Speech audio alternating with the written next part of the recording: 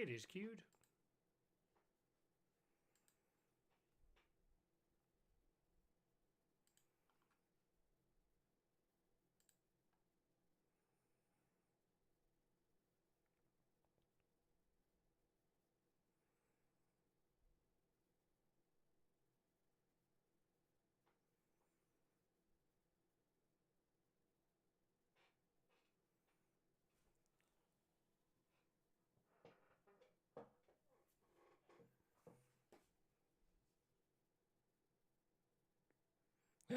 Hello.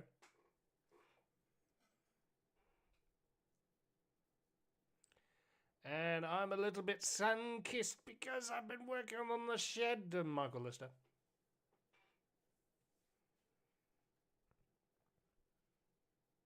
Yes, experiencing it through the millions of the interwebs. That is this that you're seeing right before you. Are we on your phone? Are we on your television screen? Are we on your portable laptop? Allow me to lap dance.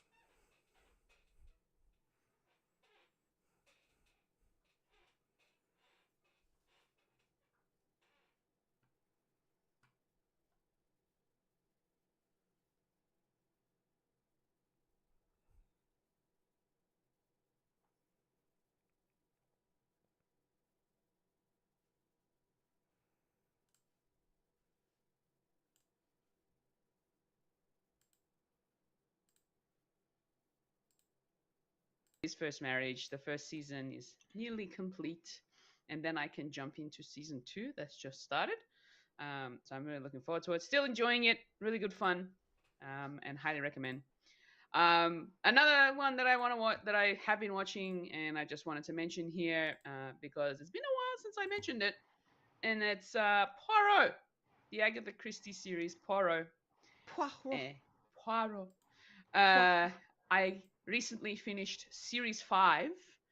And there's only 4 episodes in that series, and the reason why there's only 4 episodes in that series is because they are TV movie length episodes. Yeah, wow. Yeah, so they were all over 100 minutes each, and they were all good fun, and I really enjoyed it. So yeah, now I just need to jump into series 6. So hopefully I'll be able to do that soon. But yeah, that's pretty much all I've been watching. I haven't really been watching a great deal this past week. That's fine. That's fine. Yeah. Yeah. Busy lives. Busy lives. Good. Yeah. Good that you're back in the Poirot. Yeah. Very nice. Yeah. The only reason why I got back into it is because I started playing the game. Oh, she's got a physical thing. Death on the Nile, the game that recently released That's on cool. PlayStation and Nintendo Switch. I got the PlayStation edition, and yeah, it's really cool. And of course, because this is the limited edition version, it comes with an art book, and I love me an art book. Oh, pretty. I love me art. Of the game. Yes, I love me art. And then it also comes with a digital download of the soundtrack, which I will claim at some point. And not to mention, it also comes with technically it's a bookmark, but it's kind of designed to be a ticket for the boat ride on the Karnak in Death on the Nile. Cool. Yeah. So it's actually pretty cool. And then you've got your 2 lead characters from the game on the back. I got the same ticket bookmark in the Murder on the Orient Express version of the limited edition. That's why I've been buying the games physically, so that I can actually have all of the cool stuff that comes with it. And yeah, it's been good fun. Because I haven't really been watching anything, let me talk about the game just for a moment. Well, from what I've been playing. It's a medium. It is. And I know what's technically going to happen if this is where this particular game is going to go.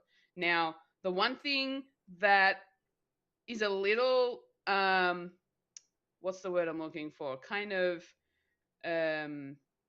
it's not annoying. It just feels strange. The fact that there's 2 detectives that you're playing. So you're playing as two different detectives, and you're switching between the two per chapter, which because you're being Poirot wherever he is, and then you're being this other detective that's in America. But at some point, what's going to happen is they actually meet at the same. Because in the prologue, they meet for the first time in the prologue, and then they go their separate ways. But later on, their stories kind of merge because the cases that they're both investigating relate to each other. So they did this in Murder on the Orient Express, but they didn't do it where it was evenly balanced. It was mostly Poirot, and then towards the end, it was the other character that you had to play as. Whereas in this one, they're kind of going even balance of both, which for me, like, I don't mind that, but this is a Poirot story. Like, I get that they're trying to take it in their own little direction in trying to tell the story a bit differently.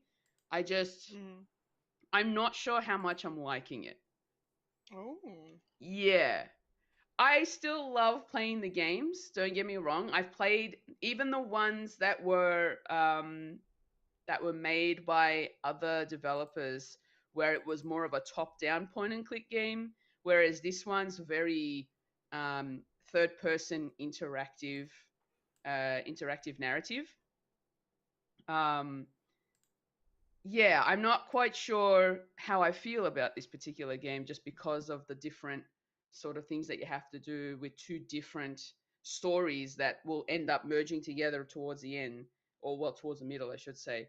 And then there's not a lot of hint systems either, but they do have accessibility, which is nice. It's like you can either have it story mode where, you know, things are figured out for you, but you just follow along with the story as long as you follow the path and find everything. Then there's detective mode, which is, you know, the normal mode essentially, where you still have a bit of a challenge, but it's also story at the same time, so it's sort of balanced out. But then there's also Poirot mode, which is no help at all, and you have to figure it out for yourself.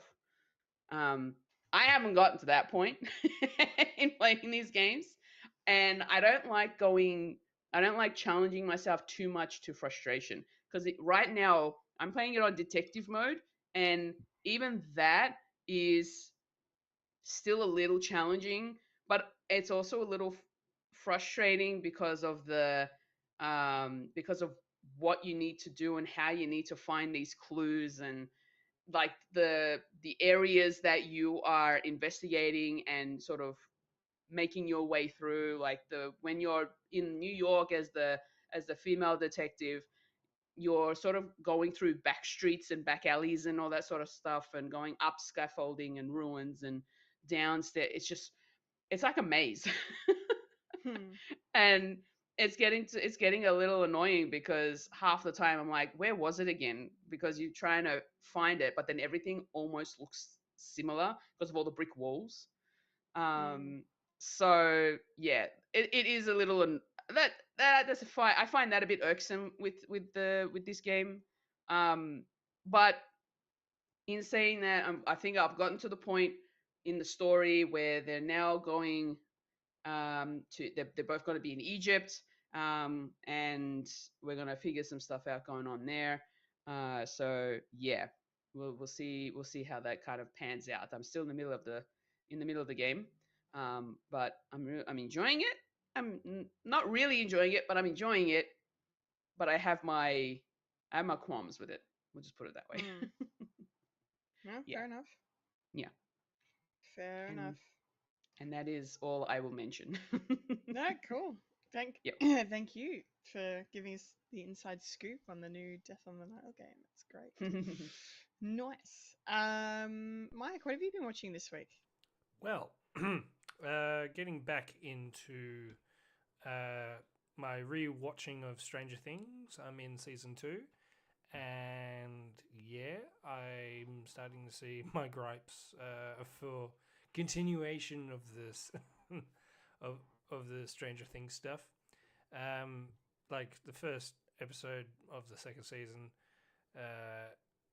you can sort of tell that they said, "Oh, we can do whatever we want now. Let's needle drop all the '80s stuff." Yeah. To the nth degree. It was kind of like watching Suicide Squad, not the Suicide Squad, and yeah, it's a bit of comfort food at the moment. Just settle for one, but starting to see like little glimpse of what could happen in the future endeavor, because season 5 is coming out like real soon, real soon, and I'm going to be busy watching all them. And yeah, it looks like the last episode is going to be in theaters, so who knows if it's going to be in the theater. Watching it with other people, going, when is it over?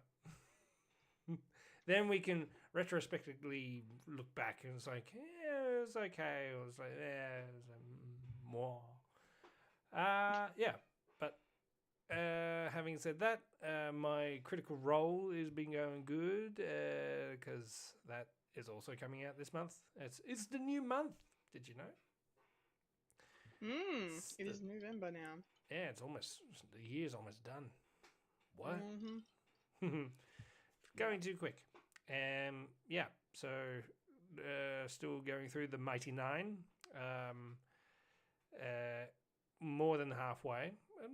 I think I'm 2/3 of the way now, which is good.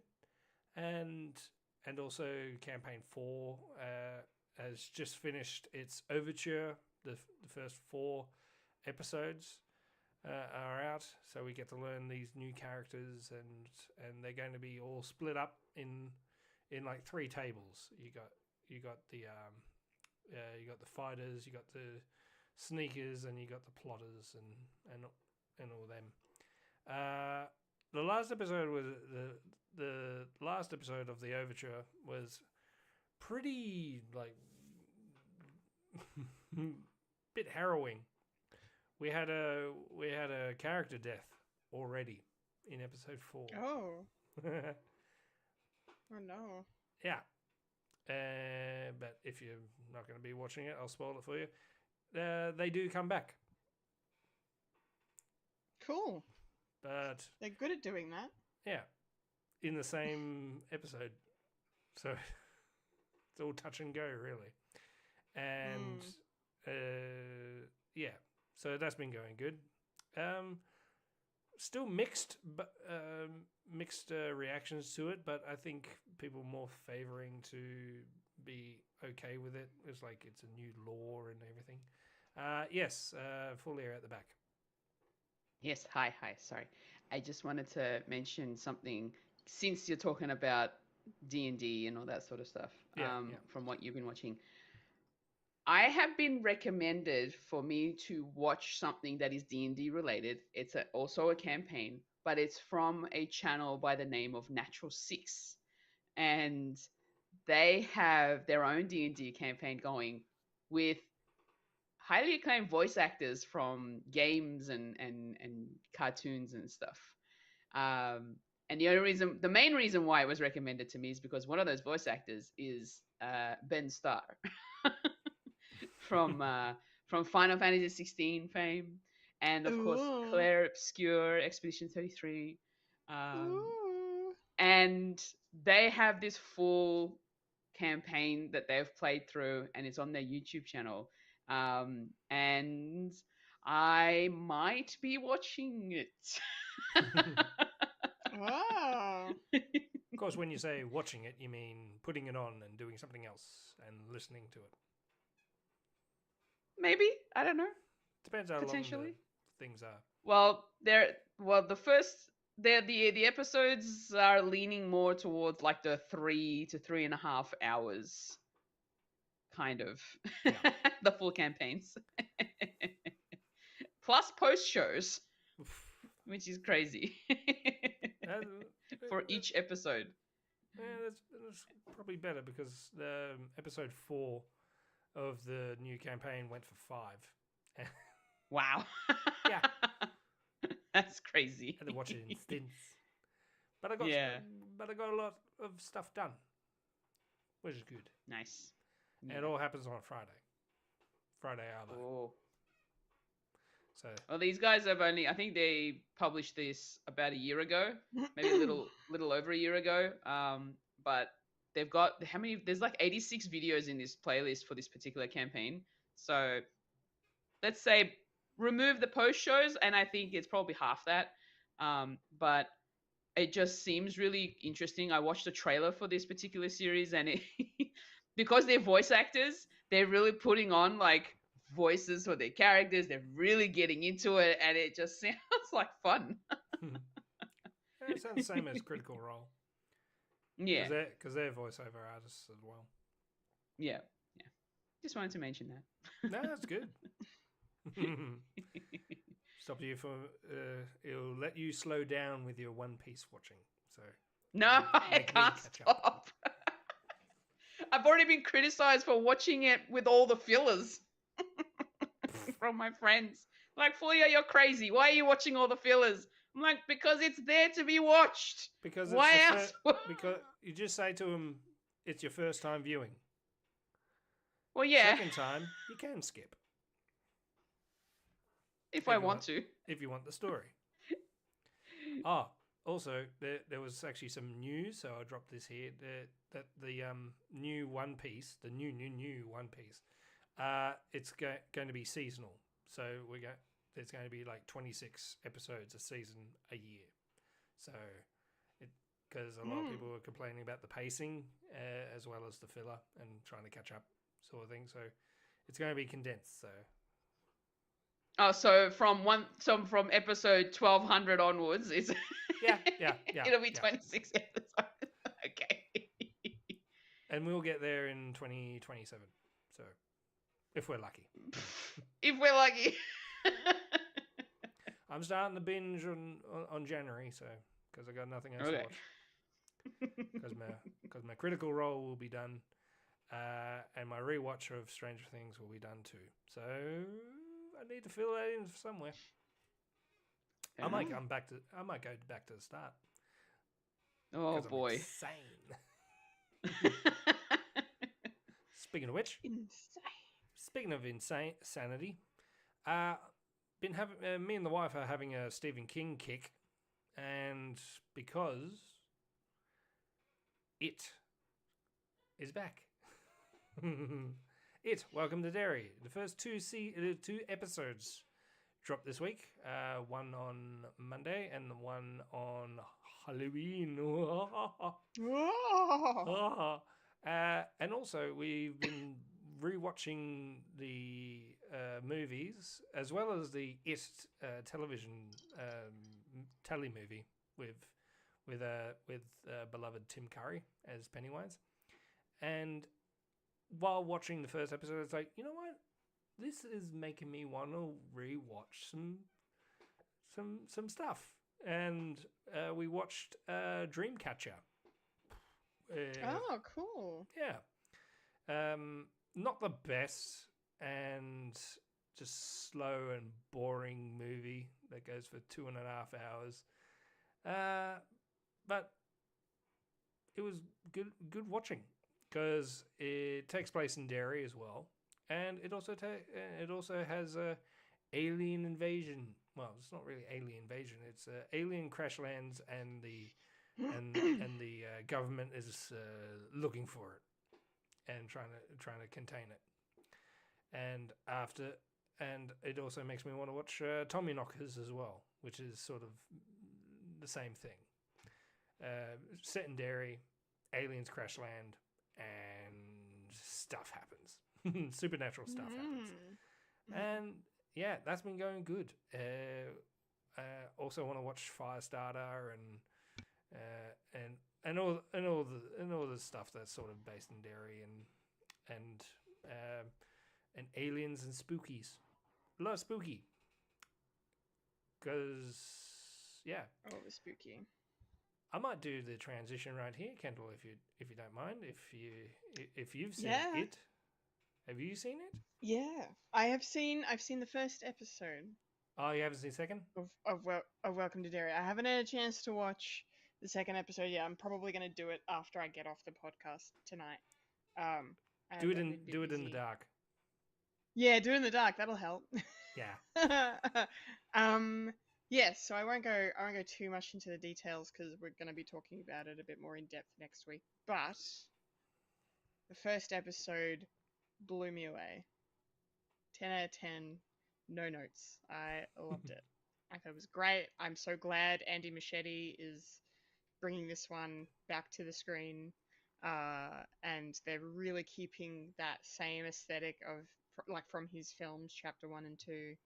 And obviously Bill Skarsgård will be making an appearance at some point soon. And I look forward to that. But this was just great. This was just like seeing Derry in the early 60s and getting to know these kids, and then getting to the end of the episode and going, I wish I didn't get to know these kids, because I was like, what? I thought, oh, well When- done. Well done. I was literally like, I was like cheering and crying at the same time, because I was just like, oh no, but I'm like, oh, that's good. Like, And then you they remember, set this- oh yeah, Oh, we don't yeah. see these characters in the future. Yeah, we don't know. We don't No one catch up is with them safe. in anything. No one is safe in this show. That was such a rug pull. I loved it. I thought it was brilliant, and the way it was all done, and like the opening scene as well, with, you know, the kid, you know, just doing something, you know, a little cheeky, just sneaking into a movie, and then he ends up getting devoured by Pennywise. Yeah, in the most like unsettling pregnancy birth scene I think I may have ever seen. I don't know. It was pretty fucked. Fulya, Oh, this my show dear. is not for you. This is Oh, not I for you know. at all. I know. But it was great. It's just great. I'm so hyped to watch the second episode, and I am enjoying also the side plot that I'm sure will become part of the main plot with the M and the black major that they've introduced, that character, and how like he's clearly going to have some issues coming pretty soon. And Yeah, Leroy. Yeah.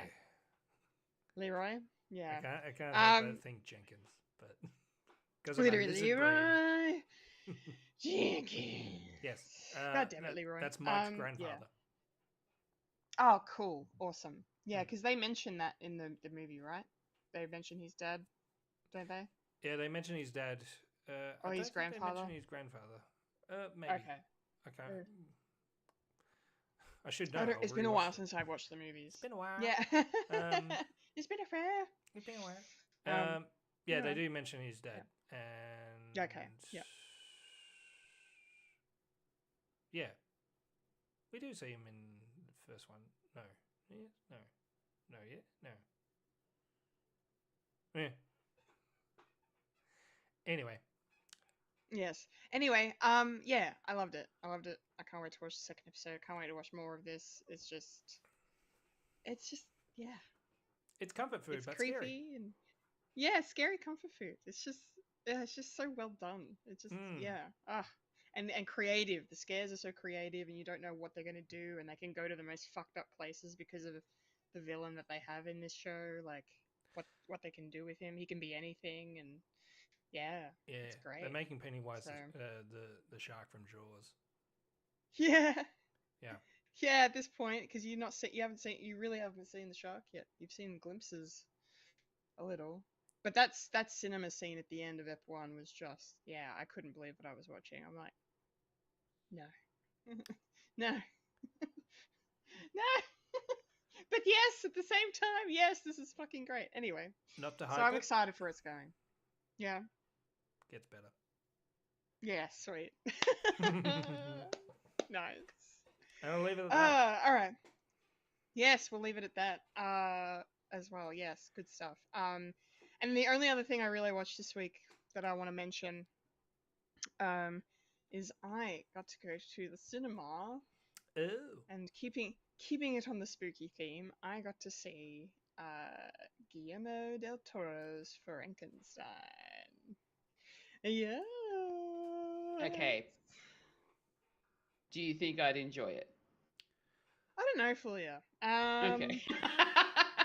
Because it is For a the little aesthetic? violent. Like the aesthetic is amazing. Like I mean, Del Toro always has an amazing aesthetic and an incredible eye for detail and costuming and set design and all and visual effects, all of it. Like it's a visual feast. All his films are visual feasts. Yeah.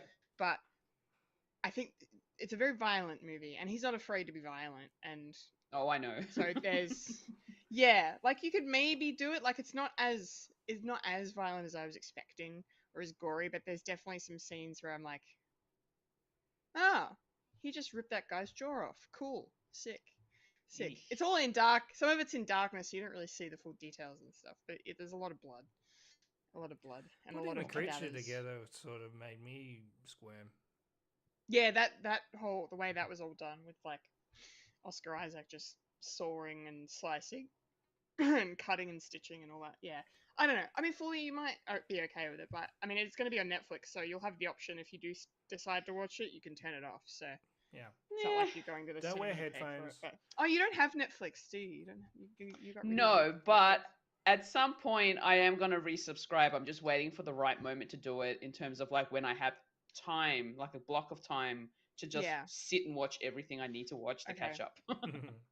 Yeah, Because there's no, been fair so enough. many amazing like movies and shows that have been released in Netflix this year, and everybody's been talking about it, and I'm just sitting here thinking, I need to find out what it is so I can contribute. Because and also the fact that I'm going this long without spoiling myself on all those things that I want to watch, and so eventually I will resubscribe for a month. But for right now, I don't have it. No, that's okay. That's okay. But anyway, as for my thoughts on the movie, I really liked it a lot. I thought it was really good. The only criticism I had was that it was too long and the pacing wasn't good. So you really felt the 2.5 hours. Like there was a lot going on, but because of the way it was structured with like, we have a prologue and then we have Victor's point of view and then we have the creature's point of view, and it kind of, it tells two halves of the same story. And they don't really rehash anything, which is a plus, because sometimes when you get different point of views, it goes back over the same stuff. It doesn't really do that. But I don't know. I don't know. There was something about the creature's half that was just missing. But like, it was good. It was good to watch, but it just, I don't know. I can't really put my finger on it. I'm still kind of digesting it. It's been a few days. But that aside, like I would still easily give it a 4 out of 5. Like it just, like I said, it looks amazing. And just the performances are really great. I was particularly blown away by Jacob Elordi as the creature, to be honest. He was actually the one that kind of really stole the show for me. I thought Oscar Isaac was good. I probably would have been better if they gotten an English actor to do it. I mean, his accent was fine, and we've definitely, we're fans of him doing an English accent on this podcast. But I don't know. There's something that I feel like, I don't know if it's just the fact that my movie knowledge just takes me out of things sometimes, and I'm like, that guy has Latino heritage and in South America and anyway, my head just gets in there. But anyway, he was still really good. Mia Goth was good as Elizabeth as well. I loved her. I loved all of her dresses. But yeah, and Christoph Waltz too. Like really funny watching Only Murders with him in it, and then you watch Frankenstein and he's playing a completely different character, but he's still a man with money. Funnily enough, like he's still playing a rich dude. But he was good. He was really good in it too.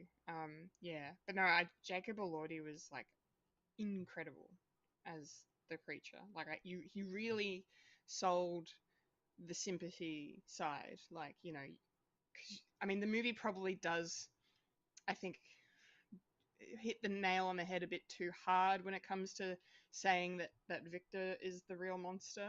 Like they kind of spell that out a bit too much. They don't really need to.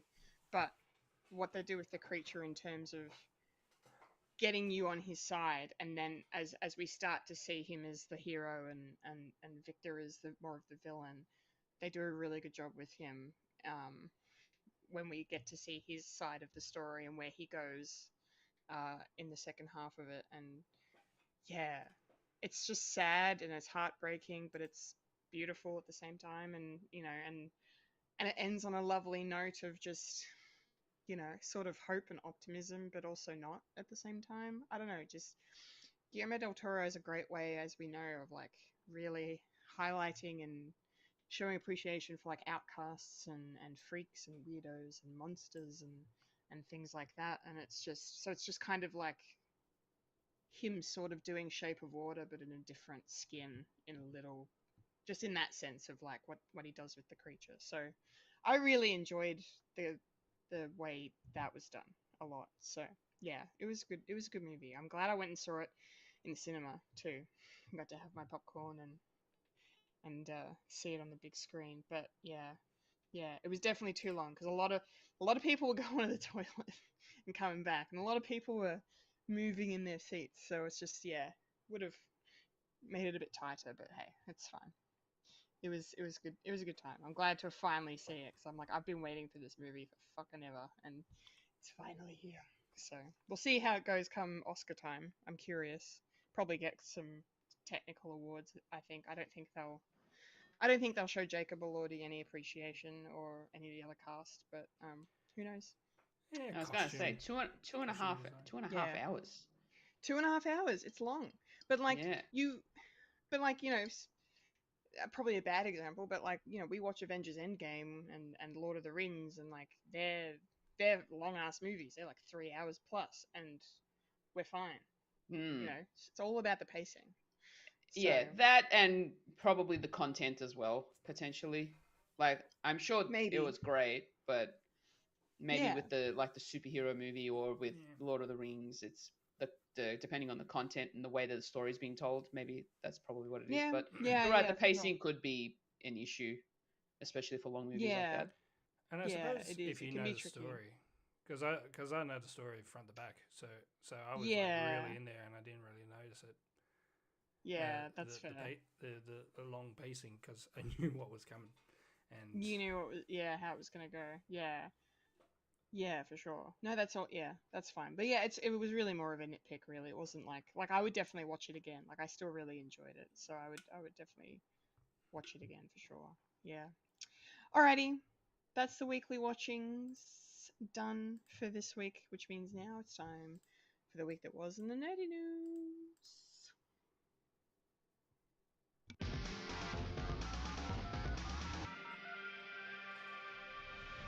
This is the news in Nerdy News. The nerds that talk about the nerdy news. That is us who talk about the news that is nerdy. And now the queen of nerdydom, the hostess with mostess, Kendall Richardson. Take it away, Kendall. Yes, it's time for another packed news week. No, it's not. There's nothing. We do have one interesting thing to discuss again, which is fun. For us, or not so fun, depending on your point of view. But finally, we have some confirmation around what the hell's going on with Doctor Who. It's been widely speculated for a while that Disney was going to part ways with the BBC around global distribution of Doctor Who, and that has finally been confirmed this week.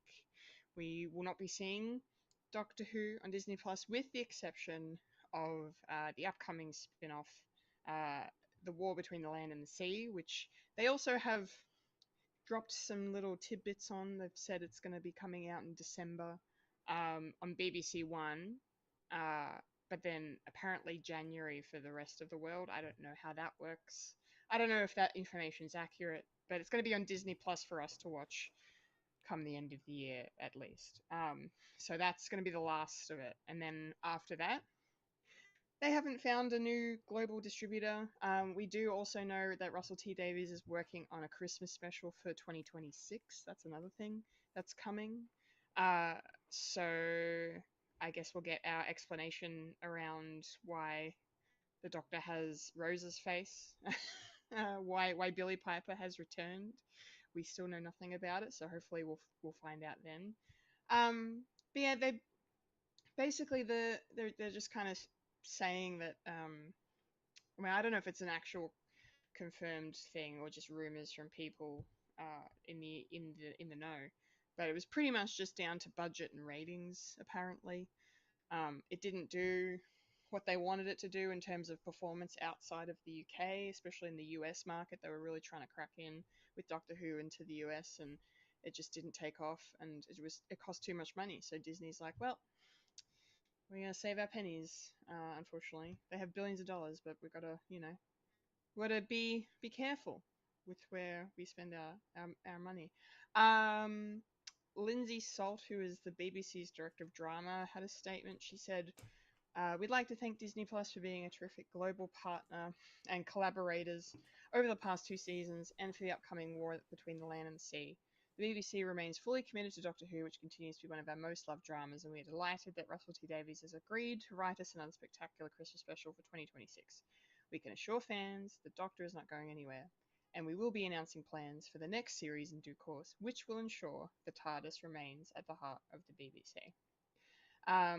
There is also the animated series at CBeebies that's still coming too. But yeah. So, yeah, that's that. No more Disney Plus. So I'm really curious as to what distribution will look like for us here in Australia. Will it go back to the ABC, or will they find a new partner? Maybe. I feel like ABC probably makes sense. Depends on how much money they can can throw at the BBC, I suppose. But yeah, who knows? It may end up on Stan. They may put it on another streaming service. Yeah, no idea. We can only speculate. But yeah, it's officially over. Fulia, what do you think about this news? Does this feel like the biggest no-brainer of all time at this point? Honestly, when we sort of found out that this was Shooty Gut was like the final season, I immediately thought there's something going on, that, and the fact that we haven't heard anything since then about something that's gonna come up soon or later, just meant that Disney just wasn't really, maybe they just weren't getting the ratings they thought it would, and so they thought, you know what, we'll just end it there and that's it. I'm not surprised, but I am very disappointed that this is happening. I kind of wish that they kept on going for a little bit longer. This just seems like it just happens so soon. I wasn't wanting it to end so soon with Disney Plus, because it was like it was a place for at least people outside of the UK to be able to watch the show, given that they decided to take the rights away from the other streaming services that we were watching it from, like, as you said, ABC, Stan, and all that sort of thing. So I don't know, maybe they might give it back to them. But I think you might be right in the case that it might make more sense on the ABC side of things, just to put it up to like free to air kind of situation. Yeah, I don't know. It's kind of worrisome when stuff like this happen, because you wonder why they've decided to pull the plug with that particular service. So yeah, I'm just disappointed. That's pretty much all I can say. Yeah. Yeah, me too, to be honest. It's definitely gone in a direction I didn't think it would go in, really, and yeah, it's just sad because, yeah, I mean, Shooty was great, and he didn't really get a chance to shine, and No. it worked out. It worked out how it worked out, whatever really happened behind the scenes. And I think maybe it could also be the fact that maybe Disney Plus was hoping to get more of an audience out of maybe the US, and that's why they decided to pop it on to Disney Plus, so that at least they can watch it too. But maybe they just didn't get the audience they were hoping for, and that's probably why they decided to end it quickly. So who knows? Who knows? Yes. Either way, it sucks. Mm. Mike, what do you think about this? Do you think this is? I mean, despite obviously the fact that the ratings weren't as good as they were hoping for. Do you think it's a good move for the BBC to pull out of Disney, for Disney to say goodbye? It was either going to be a make or break, because the main deal was 2 seasons, and whatever comes from there. So unfortunately, the thing is, Doctor Who is known in the US, but it's still fairly niche. I mean, even in Australia, it's fairly niche, and it's always teetered along. And the only reason why, one of the biggest reasons why the BBC still hasn't full out cancelled it. I mean, they've tried to cancel it a couple of times, but the main reason they still have it is because it's one of the biggest exports in British media ever, and it's still the ratings are still good in other countries. I can only speak for Australia, and also it's really who's cosplaying, and there's a lot of cosplayers that still do Doctor Who, and everyone knows that's the Doctor, isn't it? So it's all to do with recognition, and also how many sonic screwdrivers they can sell. I think it was a big gamble, and I wasn't quite sure if it was going to work per se, but it's nice to know that we actually know where we're standing, and it's no longer going to be on Disney, as well as the global distributing rights. So I think it's just going to go back to where it was. It's going to be on ABC. Stan will probably have it back again, as well as BritBox. That was the biggest thing BritBox ever had, because they've got New Who and Classic Who at the same time, and also all the different documentaries and all that are in it. This sort of thing has happened before, when when Classic Who finished up in 1989. There were talks of it coming back in some way. And they tried to push it into America as well, and that's how we got the Paul McGann telly movie, and they did a movie style pilot for people in America and to watch, and that was on Fox. And the same thing happened. No one really watched it.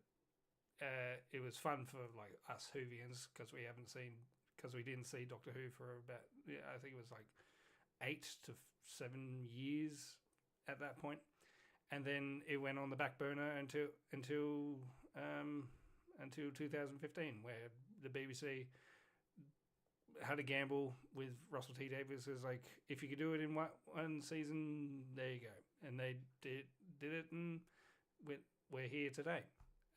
So I think it's just going to go back to where it was. The BBC doing it. I think it's going to be very little stakes now.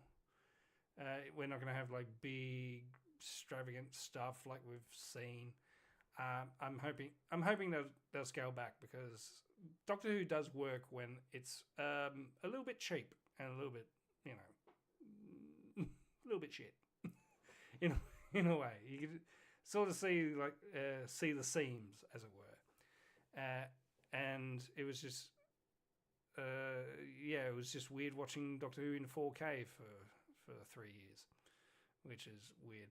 And the other thing is the war between land and sea. We still don't know where that's going to be released. I think it's just a football that they're trying to get rid of because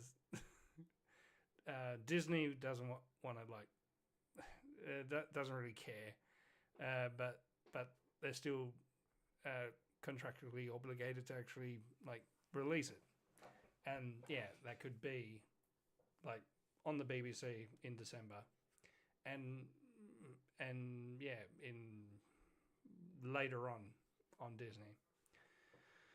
So yeah, it's just going to go back to where it was. So, but the unfortunate thing is there's still a gap year until Christmas of next year, until Doctor Who, which is unfortunate because one of the things that Russell T Davies wanted to do was have a Doctor Who season each year, and that is spoiled.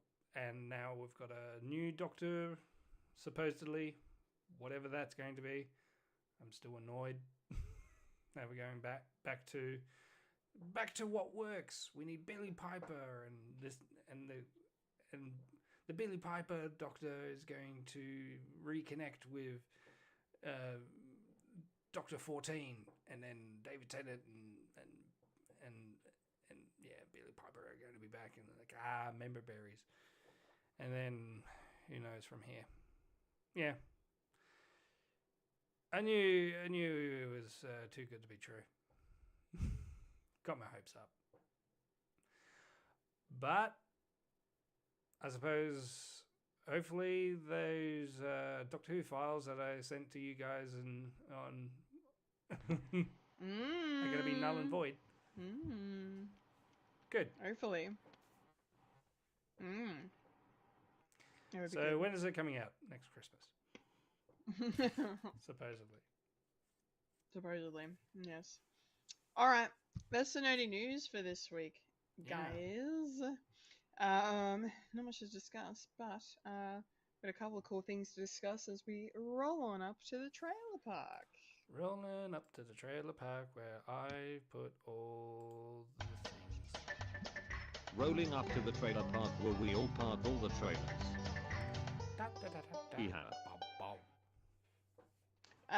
Yes, trailer park time. 2 trailers to discuss this week. Kicking things off with, of course, is our probably not final trailer, but latest trailer for the final season of Stranger Things, season 5. This trailer was great. It showed us a bit more of kind of what the plot is. It seems like the gang's stuck in Hawkins. They've been quarantined from the rest of the world, I think, as the Upside Down is threatening to take over, as we saw at the end of season 4. I got Stephen King mine. Yeah, Under the Dome. Under the Dome. Under the Dome. Yes, so this is kind of, just giving us a little show of the final battle for Hawkins. And boy, is it harrowing. And boy, is it epic. And what a great song choice for the trailer. Who Wants to Live Forever by Queen. Excellent. And the way they used that song with the score of the show and mixed it together, it was just really well done. It was a really well put together trailer.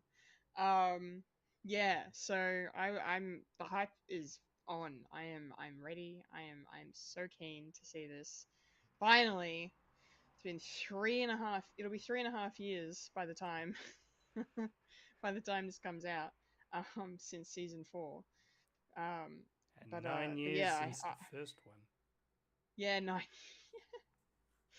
Jesus. It's gonna be great. I'm not confident they'll stick the landing because this show has definitely got a history of being mostly good, but definitely not perfect by any means, as Mike you were pointing out earlier. I just hope it kind of comes together, and it looks like Vecna's still after Will, so that's kind of gonna bring that full circle. We got a glimpse of Max being rescued from hospital, so hopefully they figure out a way to save her as well. And it just makes me happy to see Eleven and Hopper side by side. You know, like that just makes me feel good. Yeah. Yeah, it looks great. It was an epic trailer. I don't really have a lot of notes on this one. I think I just the hype train is on and ready, and I can't wait to go into the Upside Down one last time. Oh, goodness. Mike, given that you're still in your rewatch and you're seeing this footage from way ahead in the story, how does this help or hinder your excitement for the finale? Glaze. Glaze. Glaze is like, Ah, oh when my you god. watch the first season, it's like the only thing exciting was was 11 flipping that van, Yeah. and now it's all this Yeah. bullshit. Yeah. Nah, I don't say that. That's me. Well, me. the problem is they need to up the ante like each time and make it more exciting and more thing. The only problem is character work has sort of fallen on the wayside.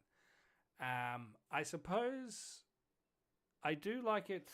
I do like this trailer because it's the end game. It's essentially the end game. And if you've seen the seen the poster as well, that have you seen the poster? Yeah, they released the animated. I saw a glimpse of it. I might just go quickly check. I typed the web address wrong. It looks like Infinity War. Yeah, it has like a whole. It's like that same animated style with everyone together on the thing. Let me find it. Like they know how to hype the show, and every season hype the show. And you said it. The only problem is the years between seasons, and this one was probably the worst because a lot has happened. Certain actors are unfavorable now, and people are hoping for certain deaths. In a way, it's like, you know what? Cool. We used to say, it's like, oh, why don't you leave Will alone this season? And then this season's like, yeah, get rid of him. No one cares. But I think, but according to the trailer, I think this is going to be like his like crescendo and his reason of it being around. And why is he always touching his neck? It's his go-to. Yeah, so I will say, I'm just looking at the poster, and there's a lot going on, but I'm like noticing Will is positioned directly beneath Vecna in the poster at the center, and both of them have the same expression on their face. Which is ominous as hell. So, yeah, that's fantastic. There's also a couple of new characters on the poster as well. We see Linda Hamilton's character. Can't be an 80s show without Linda Hamilton. Yeah, and then a couple other people I'm struggling to recognize, but the gang's all here. Otherwise, so yeah. And they got a new batch of young guys. Yeah, I've noticed. Yeah, there's new kids on here. New kids on the block. I don't recognize.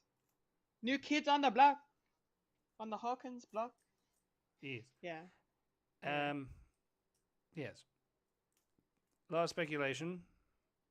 It's never too late to do a time travel story because they can. So, absolutely. What they look like in 2016. Yeah. Are we going to get Bill Hader to play Mike in the future? Yeah. They could do it again. Yeah. Do it again and again. And Dustin will be John C. Reilly. That's my fan cast. I love that. Yeah. Sweet. Yeah, there's not really much to go on about it. It's just a lot of excitement. Queen, from the Highlander soundtrack, and Hawkins is in deep shit. Yeah, under martial law, and they've been around. They say it's 1987 where it's set, so that means 4, 5, 6. Yeah, that makes sense. So it's a year after. So bullshit. When these kids are old now. That's the thing. Yeah. I think I'll They stop here certainly before are. before I go, meh, I don't want to see it. But I will see it. And when will that be? All Yes, well. first 4 episodes. Yes, the first 4 episodes, the beginning of the end of Stranger Things, will be dropping on Netflix on the 26th of November. That is in 3.5 weeks. Yep. So, And then the next Yes. 3 is at Christmas, and the last one will be on the New Year's 31st Eve. of this year. Yeah. So Yes. Oh, yeah. not I can't believe it's consistent, finally but still. ending. But still. Mind still. you, I hope I get to go to the movies and watch the ending, though. That'd be I'm cool. going to see if I can. Yeah. And I do applaud the Duffer Brothers sticking to their guns, because there was a big thing. It's like, oh, why don't you do the last episode as release it in cinemas? And Netflix decided, no, it's a TV show. We can do that with that Yeah. other ones, but not this one. And then Duffer Brothers said, hey, do it. Otherwise, we won't come back for spin-offs, because you love the spin-offs. Because essentially, after this, what's the point of Netflix now? There's nothing to come back to. Except if Netflix decides to actually buy Warner Brothers. That's another thing. Mm. Who knows? Anyway, I'm done. Who knows? You're done. And we've got one more trailer to discuss. One more! And we're keeping on the horror theme because spooky Halloween weekend. This is the first trailer for Scream 7. 7. They've screamed 7 times. Yeah. I still haven't really watched any of these movies, I will admit. I have seen the first one like once a long time ago, and I was not in the right frame of mind to watch it because I went in thinking it was going to be really scary and not realizing it was like half satire. I'm like, oh, okay. So I definitely want to give this franchise another go. And I keep saying that, and I keep never watching them. This one's interesting because like there was a bit of controversy behind the scenes as well, where a couple of the actors, I think one of the actresses was fired because of her political views. They weren't bad political views in my No. opinion, but Right side of you history. know, she was on the right side of history, and They fired her. the company they fired her anyway because you know. And then one of the other actresses, I believe, walked out because of that as well. So they lost 2. I'm pretty sure it was Melissa Barrera and Jenna Ortega, if I'm not mistaken. Yeah. Your main So stars, and actually the main stars of the last couple of movies, yeah, and actually left. made the new guard good. Yeah. It seems that way. Like I haven't watched them, but a lot of people said that they added a lot of good stuff to it. So when I heard that they were not going to be in this movie, I was a bit like, oh, okay, well, see how that goes. And to that point, I don't know if it's going to go well because it felt like something was missing, and that's coming from someone who hasn't seen the last few of these. It just felt like, Sydney's at the forefront. Obviously, that makes sense because Neve Campbell, and she's like the main character of this franchise. But you're saying, Mike, there's supposed to be a new guard and an old guard here, and it's really just feels like it's still kind of the old guard holding things up. I mean, they have introduced her daughter and how Ghostface is trying to go after her, and her friends and stuff, and what that means. And then you've got Gail coming back as well. Courtney Cox is here. I think is David Arquette here as well? Did I see him in this trailer? Is Dewey here? Voice. Just a voice. Okay. In the Okay, trailer, yeah. right. Yeah. Okay. If you're going to do a rewatch, I can't really spoil much. That's fine. Yeah, no, that's fine. I will. Yeah, I'll watch them eventually. I don't know when. It's fine. If I have anything spoiled for me, it's my own fault at this point. But yeah. I mean, it looks fine. Like it looks. I like the idea of making the Scream house an Airbnb that you can go and stay at as like a tourist attraction. That kind of feels on brand for this franchise as something satirical to do. So I liked that angle. I thought that was a fun way to open the trailer, and then it kind of didn't interest me as much as the trailer went on. So yeah, McKenna Grace is in this. I like her. She's playing one of the daughter's friends. So, but yeah, I don't have much to say about this because I haven't seen the last couple, so I can't really add much. But I hope it's good, and I hope the fans enjoy it. I wonder if it'll be the last one or not. We'll see. They might need to give it a rest. I don't know. Who knows? Horror franchises have a way of continuing for a long time. But that's okay. It's sometimes good, sometimes bad, and you know what? It's fine. Each to their own. Mike, what did you think of the trailer for Scream 7? Okay.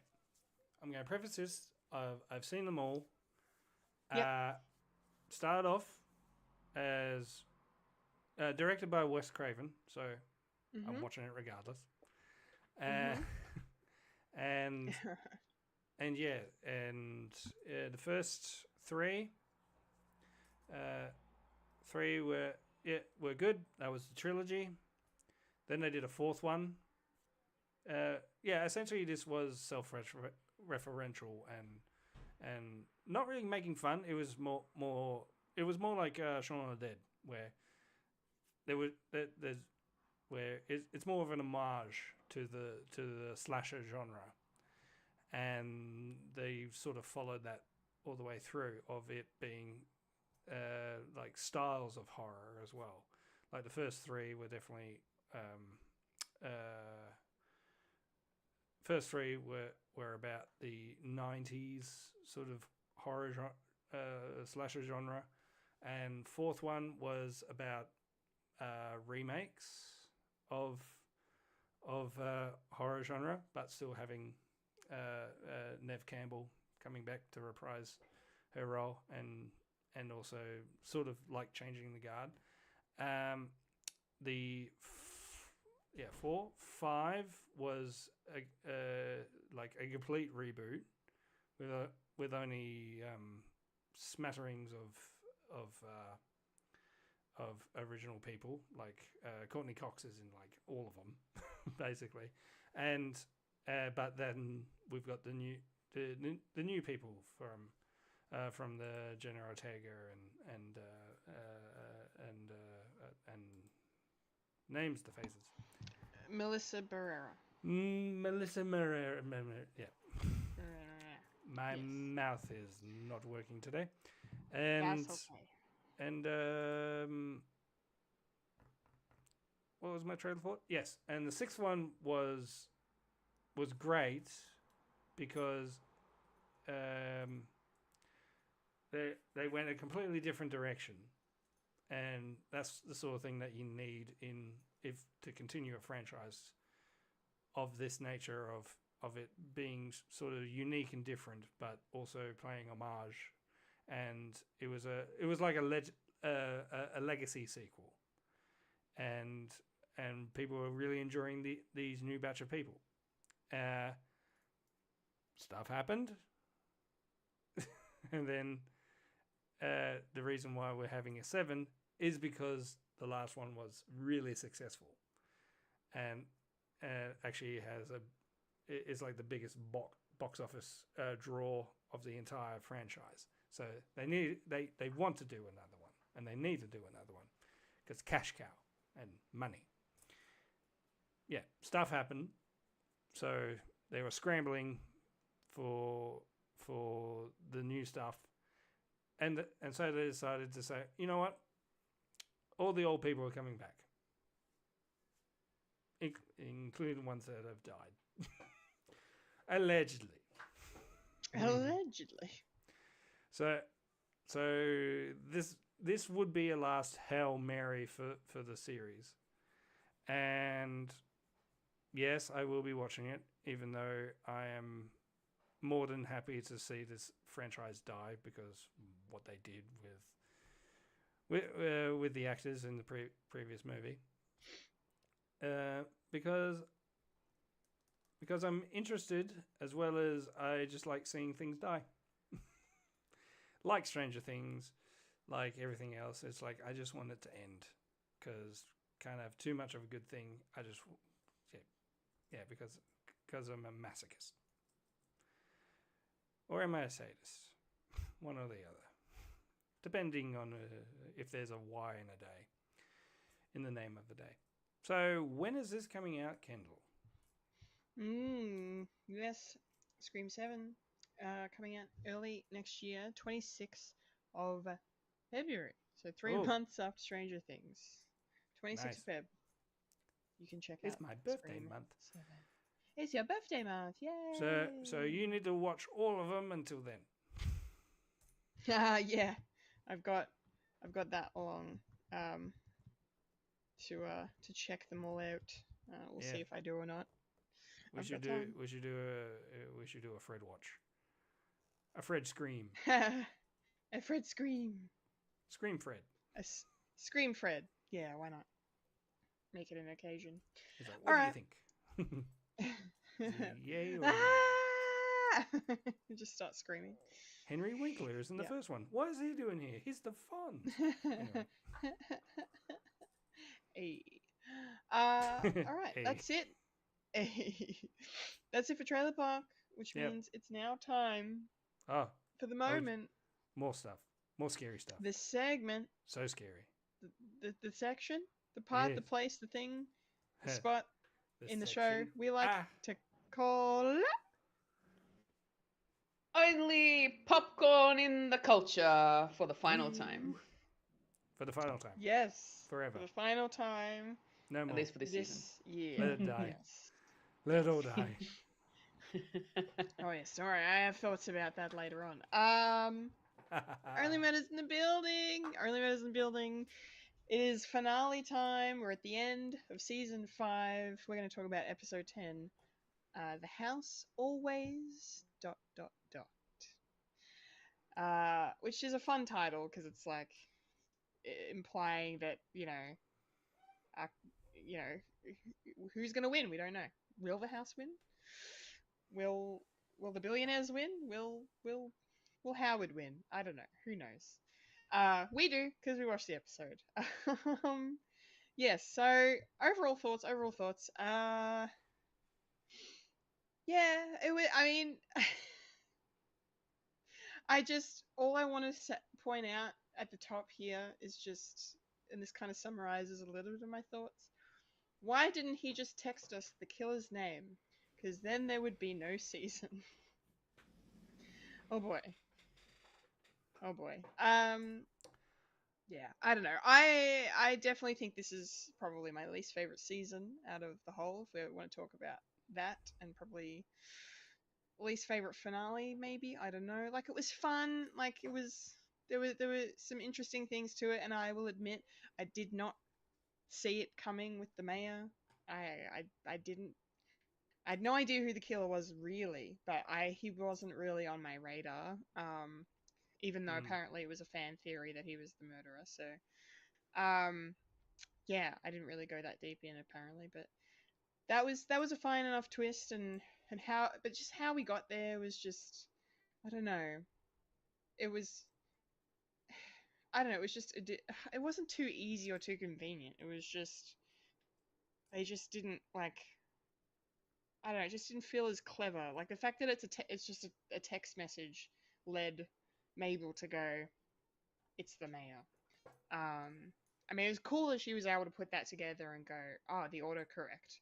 But yeah, I don't know. There's something in it that it just didn't grab me.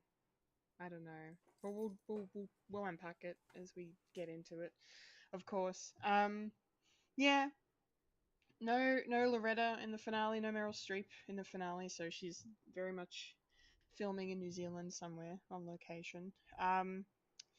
Yeah. I mean, there's some funny stuff like Howard's great as always. Oliver's always great too. So yeah.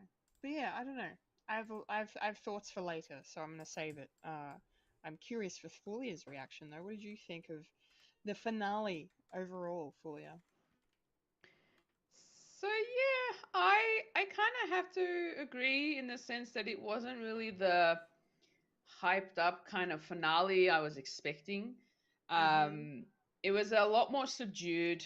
It was more of a time to tie the knot into this bow kind of a situation, bring Yeah. everything together, and just tell everybody who the actual murderer is. I don't think anybody expected it to be the mayor, especially considering the fact that there wasn't really any signs that pointed to him specifically. Like apart from their realization of, hey, maybe one of the murderers, one of the billionaires, have a prosthetic finger, so they have a fake finger. So now we have to see if we can figure out which one has a fake finger. And then we find out Jay Flug didn't even chop off his finger. It was just all a ruse. So yeah, it wasn't as exciting. And I was, I don't know. It just seemed like it was done in such a very subtle way. Not that every episode had to be exciting, but when it comes to like a grand finale or a season finale, you would expect it to have some form of like, crescendo moment of, all right, this is what's happening. There were a few scenes in here that had me smiling and giggling, and but yeah, I think overall, most of it was just explaining how Mayor Bo Tillman was the killer. That was all that was. And then the rest of it is just trying to save the trio. Yeah, I don't know. Like, it just may have been one of those things where they didn't know how else to set up this particular episode, and they thought, well, we've led him up to this point. Now here's the answer. And it just wasn't as exciting, but it was still enjoyable. I still had fun watching this episode, and it was still nice to see, the trio doing their thing and trying to be the mobsters, and which even Mabel was like, I can't do this. Just like, don't make me do this. But it was also nice to see the Cacciamilio brothers kind of be part of it all, and a little interesting romance that was not expected. That was sweet. It really was. I loved that for them. It was so really cute. sweet, but it was just out of left field. Like, I was not expecting it. Yeah.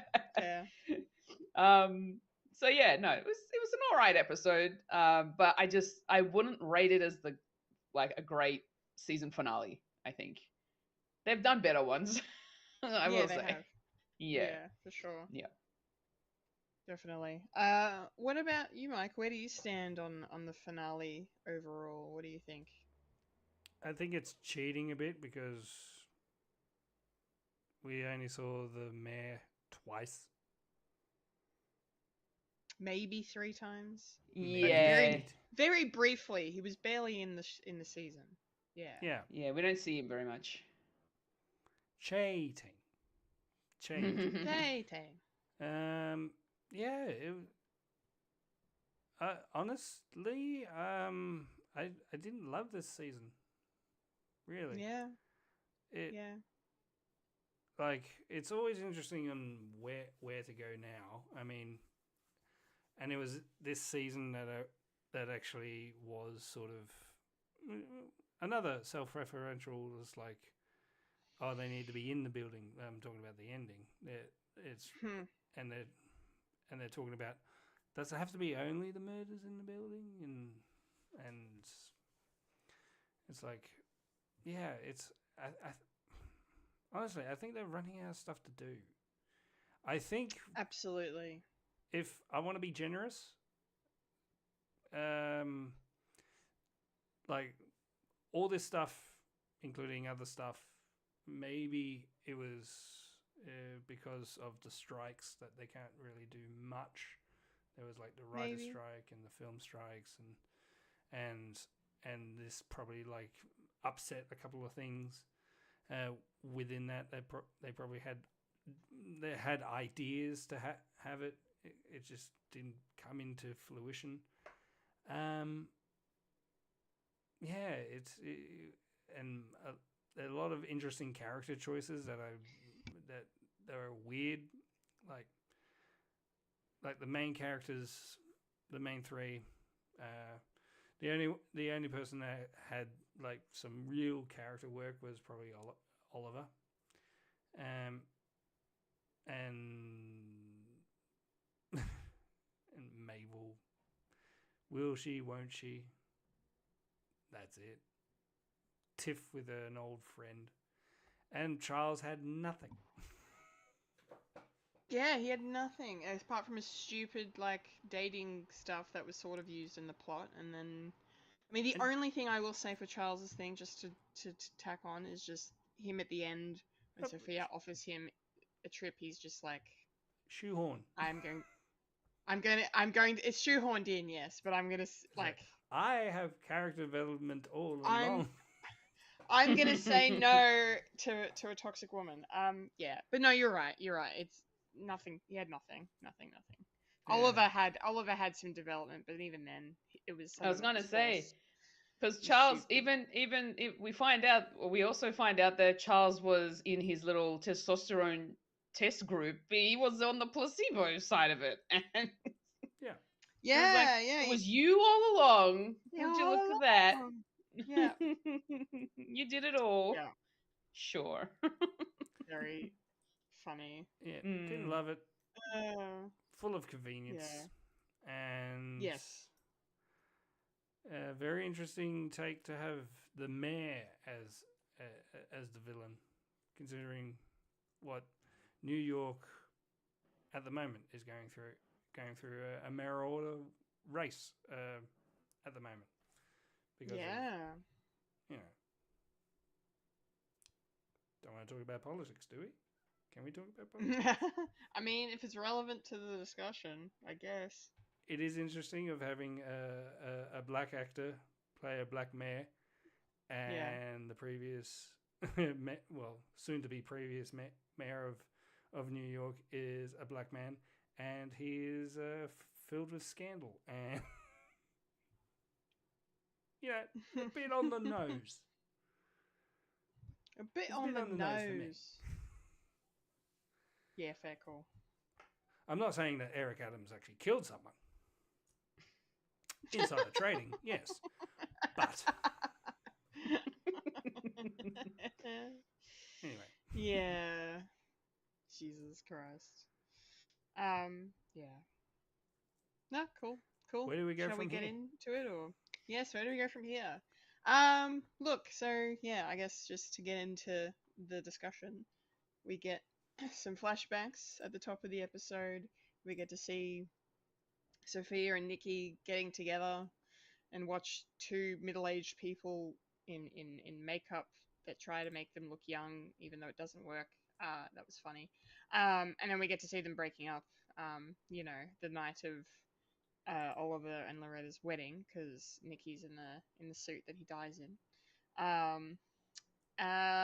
Which then leads into, of course, the scene where Nonna tells them not who the finger belongs to, but just that the finger belongs to whoever Sophia was cheating on Nikki with. And then basically they set up, in the cold open, they finish it by setting up the fact that after the press conference they're having for the casino announcement, they're going to tear the building down because the building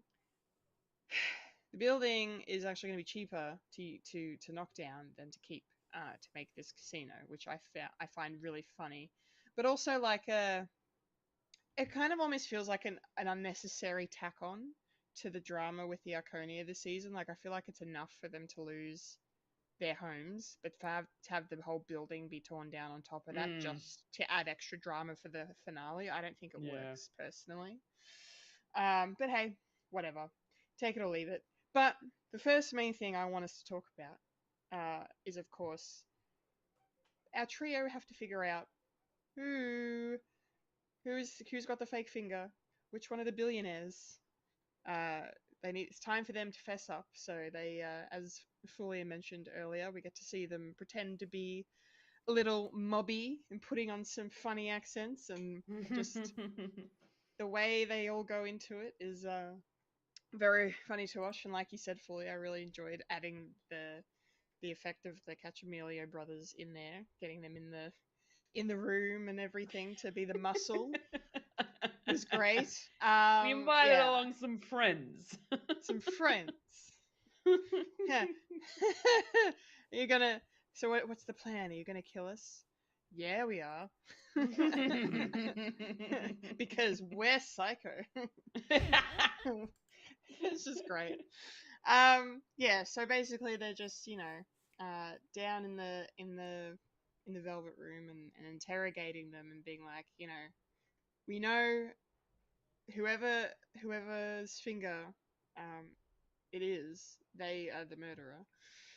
So now we just need to figure out who the finger is. And I wasn't expecting, you said it already, Fully, but I wasn't expecting Jay's bandage to be a fake. And I guess it makes sense that he would be like, well, we were trying to get, lure whoever has the finger towards me. Maybe they'd want to return it if I was sporting a bandage. Like that's it's not super smart, but it's a plan.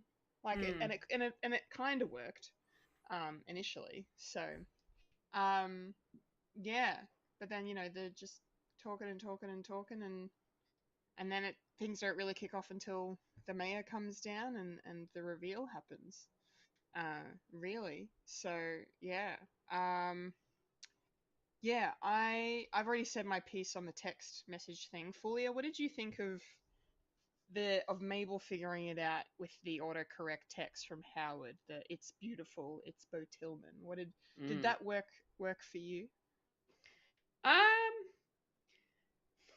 don't know, because if you were to type it into your phone and see what autocorrect would actually autocorrect it to, would it autocorrect it to "it's beautiful"?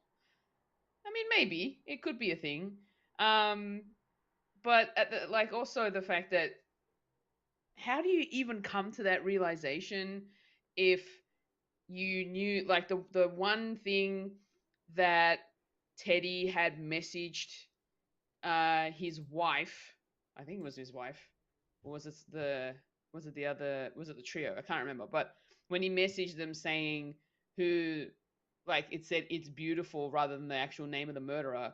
How would you even remember that, right? Yeah. That one little thing.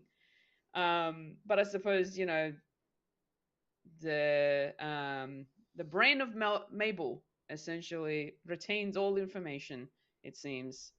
And so she ends up figuring out that it wasn't necessarily that he sent a weird message. It was just a spelling mistake. But then then while having the meat cleaver in hand, go as soon as Bo Tillman comes in, puts his hands down onto the table, just goes, "It was you, smack." Yeah, that was a pretty good chop, wasn't it? How do you not chop off the rest of the freaking hand? Yeah. Just one finger. Crazy. Yeah, same with when it actually happened for Bo Tillman, when he actually did lose his finger. Like, how do you get it so precise while you're in that kind of emotional state to then just go whack and just take one finger off. Like, it doesn't make sense. Especially the way that the hands were sitting on the table where it was kind of like sprawled out, you know? Yeah. Bit too It was clean. just very, very strange how that was convenient to work. So yeah, that whole sort of situation, it, yeah, believable in the way that Mabel sort of figured it out, because she's more like, because she's our age, she's in the whole technology side of things. She knows that autocorrect can sometimes make mistakes when you were trying to write something else. So yeah, like, it makes sense, but also very, yeah, just convenient for her to figure it all out in one little text message. I don't know. Yeah, for sure. I think because then my other thing with it is like the mayor, like I guess it was sort of a little bit of a red herring with him the whole way through the season, being this silly guy, this funny guy, and we kind of get that setup of him like, I'm at the whim of these billionaires. Like, he really sells it to them. And now when you look back and you go, oh, he sent her out of the room because she's actually not bad, and he wanted to do his cover-up story, basically, to like throw them off the scent. So Yes. yeah, so they did some kind of clever misdirect in there, I think, as well. So Yeah. but yeah, Mike, what are your thoughts on the Bo Tillman reveal?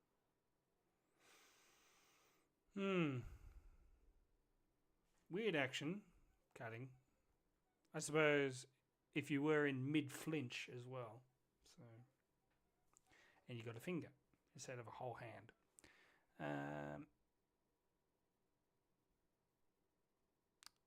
Yeah, it just was a bit of a convenient sort of, here's the thing now. And I probably wouldn't like balk at the it was all to do with predictive text, because this is a silly show and it's full of silly people, and the main three are bumbling buffoons when it comes to their detective work. And dare I say, I would probably let that go, because I applauded Endor, and that was all predicated of a misdirect email on how to blow up the Death Star. Yeah, so, true. I like that. So, text message. And old people with phones. So it's sort of ageist as well. So and of course, the only one that got it was the young person, because young people know technology. Lazy writing, maybe. Just convenient lazy writing. Yeah. Where to go from here? Yeah, do you want me to continue on, or do you have another thought? No, I don't really have much thoughts. It's when I was watching it, it's like, okay, that's it's like a magician, yeah, like, showing how they do it. It's like, oh, the magic's gone now. there isn't. I had it more Yeah, I had it more in my head. It's like, oh, what if Loretta was the bad person all along? That would have been good. I'm not saying it's the right way to do it, but I would have done that.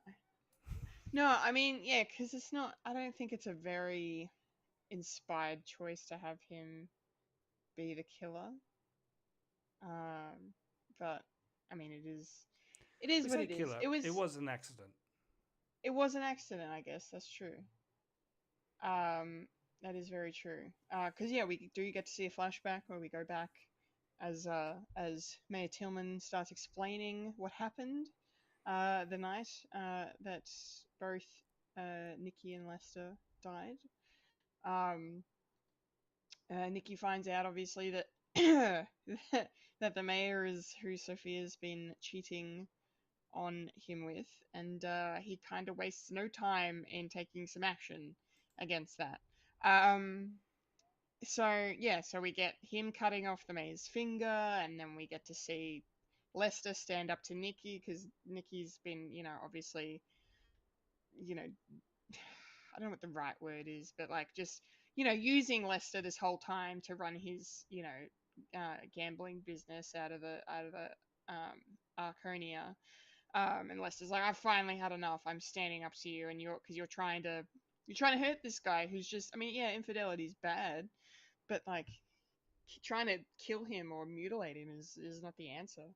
Just because you're drunk and sad. I think the reason why Lester stood up to him was more a case that he found out what was going to happen to the Arconia. Is like, you were going to get rid of our home kind of a situation, and that's why he got really heated. Yeah, that too. Yeah. Yeah. He was, he was trying to save us, save the building. He was the hero. Time.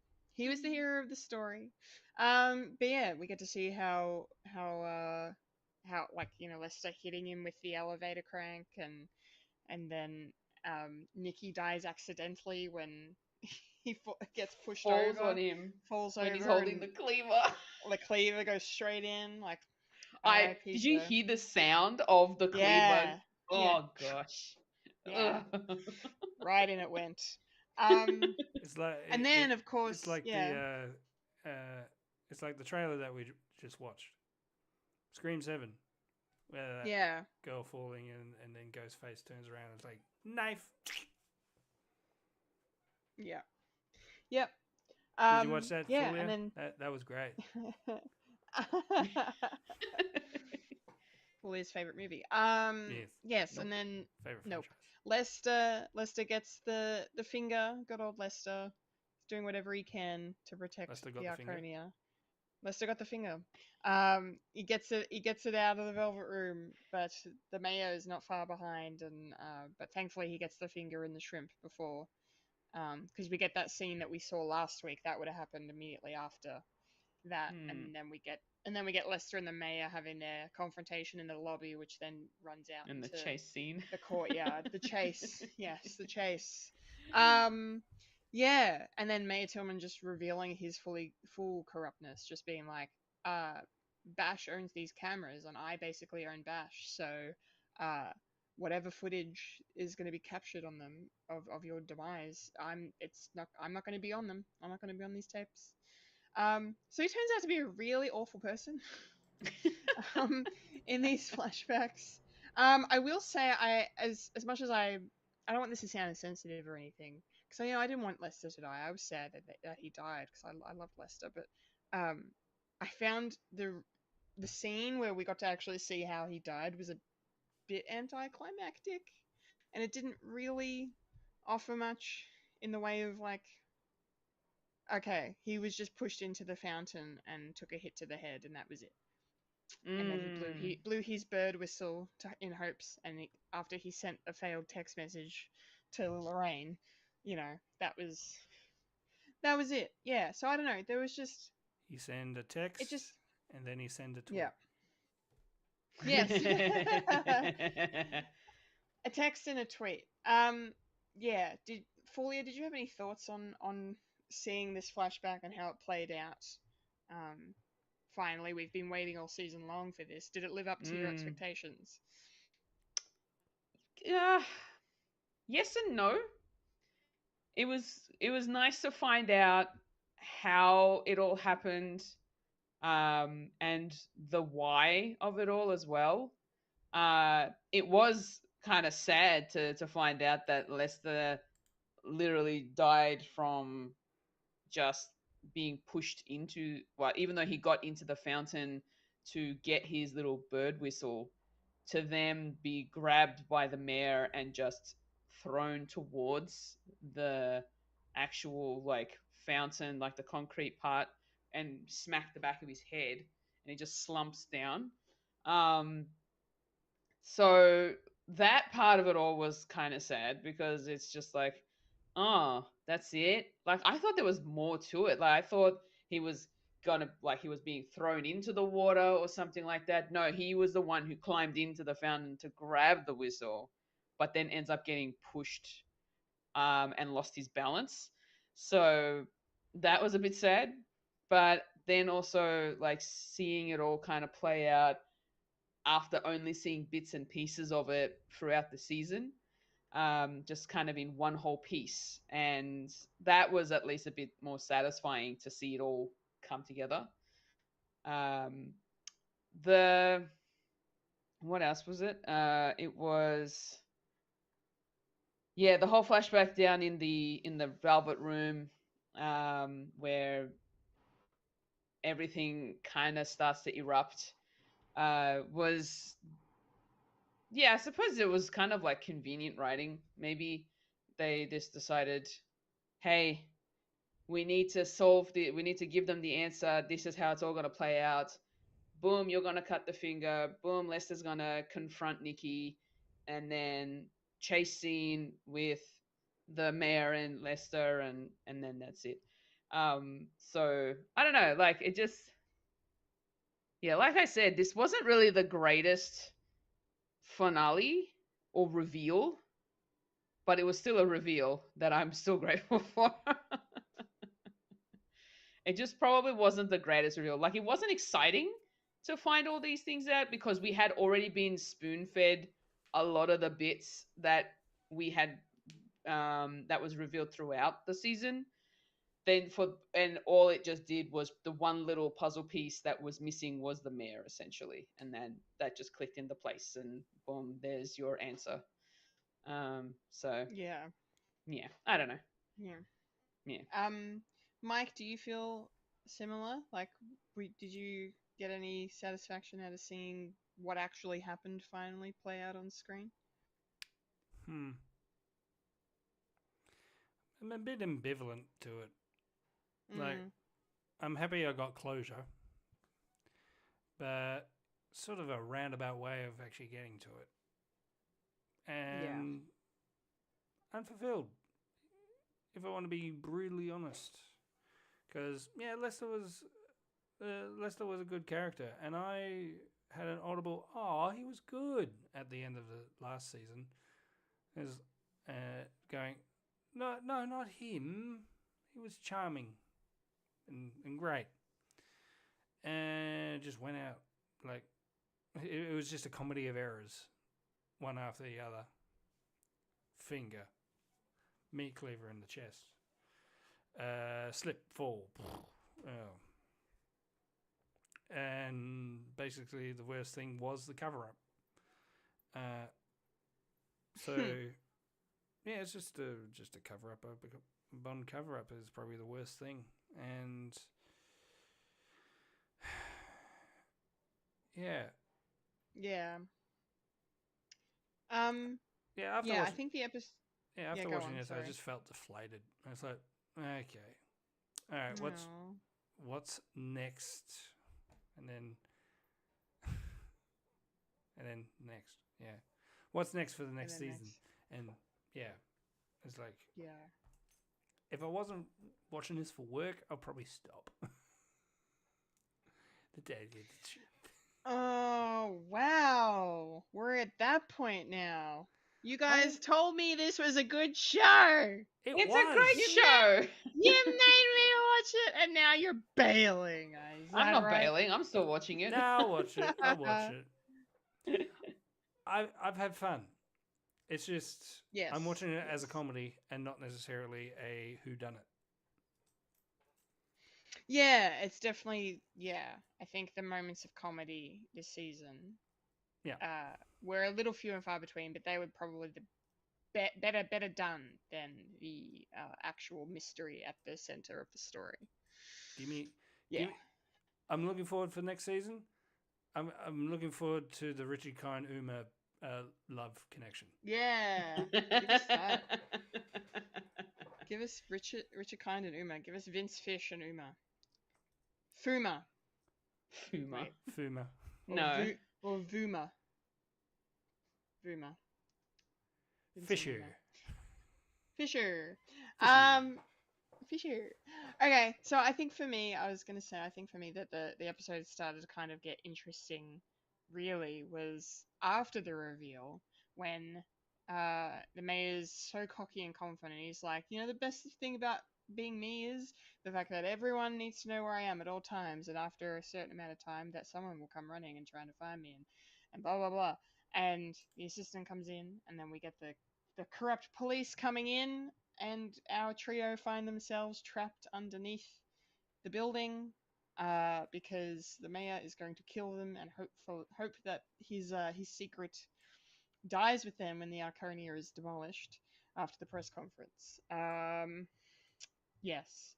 So this whole sequence was like I mean yeah, I liked it more than the reveal, but even then it was still I I kind of would have loved, like, it was good that, it was sort of a team effort to save them in terms of the bin man finding the phones and Howard being like, they're in trouble, and then Fee stepping in one last time to kind of help out. I feel like I would have liked it more if somehow it was the trio getting out themselves. Like, the sequence of them, unraveling the chains and stuff was pretty funny.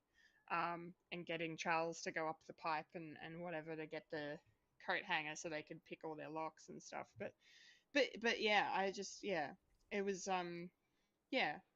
I mean, it was entertaining enough because I'm just like wondering how the hell are they gonna get out of this one. Meanwhile, I think for me, my favorite part of the sequence before the moment that everyone gets arrested, because obviously this is just before that, but I just really enjoyed the scene between Jay Flug and Bash Steed, with the two of them by themselves in the Velvet Room, and they're just bonding over mutual things, and Bash was like, we should team up and blah blah blah, and I just really loved the way Jay looked at him and goes, Bash, don't take this the wrong way, but you freak me the fuck out.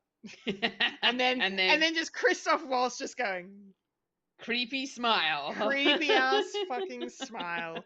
That was a huge highlight of the episode for me. Was that creepy smile.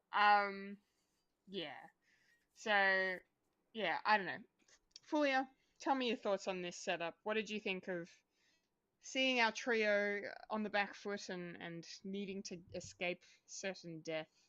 How did this play out for you in their rescue as well? So I think for me it was fun to watch them try to get out of it, but at the same time it was Charles boasting about his magic skills and being like, oh, I can lockpick as long as I had a coat hanger, but all these coat hangers are like way up above him. Yeah. And he's like, I ain't climbing that pole because my shimmying days are over. To then, getting to a point where they were kind of, I don't know, like pumping each other up in a way, to then pumping up Charles when he said that he was in the placebo group of the testosterone tests. Then they were like, hey, that means that it was all you. You were the one doing all the flirting and all the, all that stuff. It wasn't the testosterone. And he's like, yeah, you're right. And then starts trying to get up the top of the pole to get the coat hanger. To which, then having his little moment of either, what did Oliver say? You can either, because when Charles got up there, he's like, now how do I get down? And then Oliver's like, well, you can either do it like a stripper or you can do it like a fireman, whichever you choose. And then he decides to go the stripper route. Leg out, doing the spins and great. stuff. And then just him trying to direct them in a way to move and get the chains sort of like off them so that they're not tangled and wrapped up in it, so that they can then get close to him and all that sort of stuff. That was fun to watch. I think the part where we get, Thee being like, hey, you need a distraction because hey, I'm here. I'll be the distraction. And so that was fun to also see as well. So I don't know what else I could really say in terms of like what the what that sequence kind of was for me. Like it was fun, but it was, you know, it was so at the same time. And then when the moment they revealed themselves to be free and they walk through, I was like, okay, cool. So they made it out while they were having a little party in the Velvet Room, and Fee's just dancing on top of the roulette table and doing the moonwalk. And yeah, I'm like, yeah, the fact that Fee was doing that, I'm like, Kendall's probably loving that. Well, look, I would have loved it if it was a good moonwalk, but it was an average moonwalk. Oh, she tried. It was a roulette table. She's wearing platform heels. It was a backwards walk. Look, I'm very critical of people. I know. As you can tell. No, I appreciate the nod and the reference, of course. Yes. Always. With love. With nod love. to Neil Armstrong. Yeah, that's the original moonwalk. Yes. Very true. So yeah, like I'm a little indifferent about the way that it all kind of played out, but you know, it was still all right. So I'll just leave it at that. Feel like I just waffled on. Oh no, that was a great breakdown of that scene. I loved it. Thank you. Mike, what about your thoughts on their escape and how Fee as a distraction worked for you? What do you reckon? I suppose this is what I was talking about, the levity when it comes to this show. These bubbling buffoons getting into scrapes and solving murders. It is and always will be this, basically, and having the added bonus of having Steve Martin do some physical comedy. Always enjoyed it. Can't really add too much.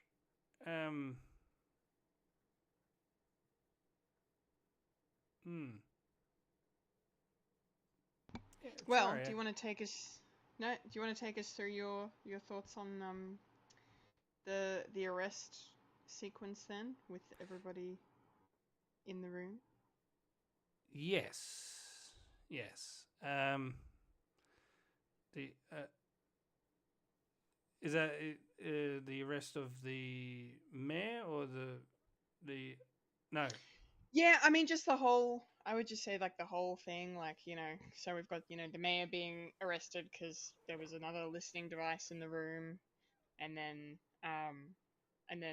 Jay talking to Mabel and being like, I told the cops that we were a part of this and now we're all going to jail. His little moment of redemption. Redemption. Is it? Yeah. Is it? See, I can be a nice guy. So Mabel got through to him. Maybe. Yeah. Will there be love blossoming in the next season? Ooh. Conjugal visits, you mean? Settle down. Well, that's where it's going to be, so, you know. Well, no, it'll be... he's a rich guy, so it won't be for long.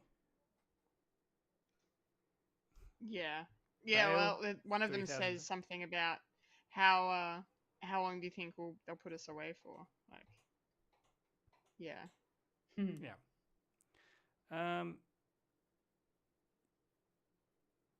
Yeah, I'm trying to remember details, but everything's sort of going below the wayside. Because I think it's just after the mayor, when we find out the mayor did it, I sort of like checked out. It's like, okay. Oh yeah, so the mayor they pointed the finger at him, so to speak, and then he pretty much started admitting the fact that he did it.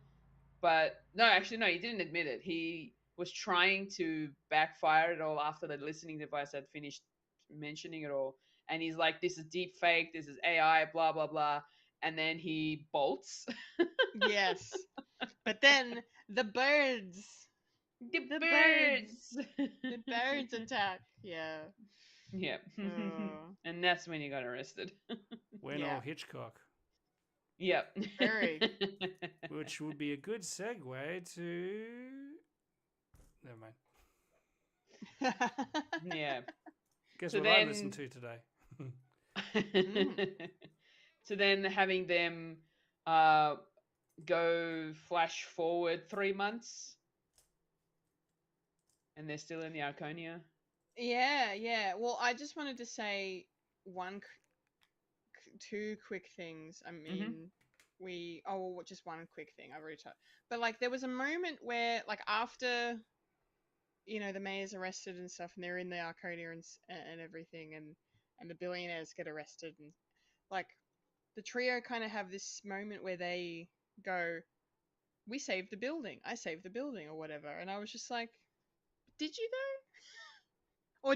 Or did Jay confessing somehow? I mean, you say like you found the mayor to be the killer and all that, but then like the stuff with because they made a point to be like, even though the mayor was arrested, the Arconia was still getting knocked down, and then Jay confesses, and then that ends up saving the building Yeah.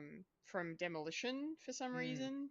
owns the And then building the now? the trio was like, "We saved the building." I'm like, I don't think you did. I don't know. Did I misread that scene? I mean, I don't know. Sort of a backhand way of being the heroes, even though it's technically Lester was the hero in all of this. Yeah, Lester. Here's to Lester. Yes. Lester Kaluka. This is the hero of the story. All right. Well, we can talk about the flash forward then, and Yes. head towards wrapping up. Mhm.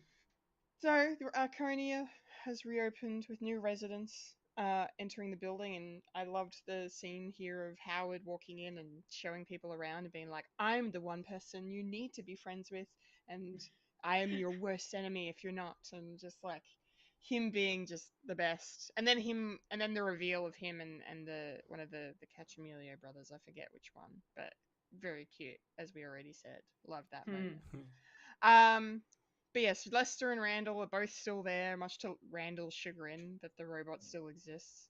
And then we get, a flash to Sophia has gone to Italy, and this is another thing, and just correct me if I'm wrong.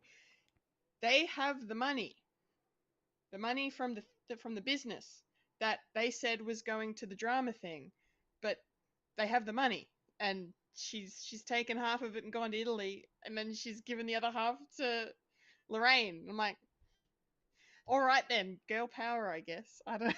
I mean, that was fine.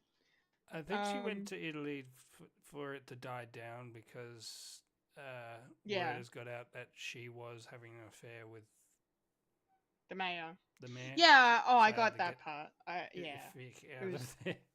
Get the hell out of Dodge. No, I got that part. It was more just the money side of it. I was like, yeah. they made a big deal of saying that they were being altruistic with the money, and then they did something selfish. But I think it's fine because, like, they've both been through hell, these two women, and I mean, Sophia is obviously not perfect, and I mean, I don't know about you guys, but I wouldn't want to say goodbye to my dying mum over the phone like that. Not really, no. It was a bit weird. She didn't really show any emotion or anything. She said that she did all the work. Like, I don't think she was a big fan of her mum. Maybe that's why. Maybe that's it. Maybe they had a bad relationship. I mean, her mum clearly wasn't the best woman either. But then I just felt bad for the brothers. Their reaction to seeing their nana die was sad. It was really sad. But yes, Sophia's in Positano. Lorraine has her portion of the money, and she's going to be And a place in the well Arconia. looked after, and a place in the Arconia. So maybe we'll see her next season, or probably not, given where next season's probably going to be happening now. But then we get the ending, which I kind of liked as a full circle moment. And to be honest, if they'd ended the show like this, I would be happy with it. So I really hope next season is the end. I think this show needs to end. I think they need to accept they've done all they can. Like we hinted at it earlier. They've done all they can with this story. Yeah, sorry, Mike. Who's being a naysayer now? Yeah, I know. No, we're all naysayers here. Only naysayers in the building. Only naysayers in the building. I was just pointing out. I just thought it was funny that you were like, you guys talk up the show, and now I've watched the show, and now it's started to go downhill, and it's like I'm jumping ship. It just made me laugh. Nothing wrong with that. Nothing Who's wrong with the that. common But here it's like, denominator I feel. What's the common denominator? Is it your fault? It's my responsibility. No. What? Oh no, I'm responsible. It was good when you weren't watching. I It's like how my infected it. brother-in-law doesn't watch his favorite game of football because he might jinx it. Weird. Yeah, fair. Weird. But anyway, yeah. So basically, they've gotten back together to listen to Cinder Canning's new podcast series about a case that's happening in London. And yeah, I like the idea of bringing it back to the beginning of what brought them together as friends was Cinder Canning and her podcast work, her true crime podcast stuff. So it makes sense for me if they were to end it here, like with season 6, doing a case where they have to solve Cinder's murder. I feel like that seems really appropriate and a good way to be like, we've come full circle, we've told our story. Let's say goodbye. But yeah, we basically have them sitting there listening to Cinder's podcast, and then we get flashes of a woman with red hair running through the streets of New York, and it's the woman that Cinder is describing. But she's describing a redhead in London, so it's like, what's going on? And then the redheaded woman gets to the Arconia and dies, and it's like, oh my god! In front of it. In front of it. I hated that too. I hated it. Thank you. Terrible. Lazy writing. Terrible bullshit. Like, she had a little extra energy to just stretch her arm, touch the gate. She's part of the building. What? Who cares if it's not in the building? It's out the front of the building. Like, I mean, I feel like they really just backed themselves into a corner with this premise of the podcast, right? In the building. Only in the building. Technically not in the stupid. building. All right, let me just stretch my arm here. So stupid. Lester So we didn't get die that in the building, reveal. He died in the fountain. The courtyard. The guy died in the fountain. They're still on the Yeah, building they property. mentioned that too. They did, yeah. And I love how conveniently that Howard's there to like help them explain, like, no, this doesn't count. You're not. Yeah. It's not in the building. Like he didn't. Like I love Howard, but he didn't need to even be there for that moment. Like it could have been one of the trio saying that to the other two. Do you know what I mean? Yeah. I don't know. And then but I did like the reveal that it was Cinder Canning. Yeah. As the victim. Like I wasn't expecting that. Because the whole time I'm seeing this red hair running, I'm like, Natasha Lyonne, are you going to be in season 6? Fabulous red hair. So it looks like we're going to London maybe next season because they have. It's so funny in the 12 hours between me making the run sheet for today and recording, IMDb updated with a 6th season in the list, so it is official. Yeah. We are getting a 6th season. Yeah. And it looks like it's going to take place nowhere near the Arconia, even though they spent the whole season trying to save the Arconia. We're just going to fuck off to London. I don't like it. It's the London series. It just better be better written than this was, because hot diggity. Well, they've already, like, the way they've started this murder, I don't know.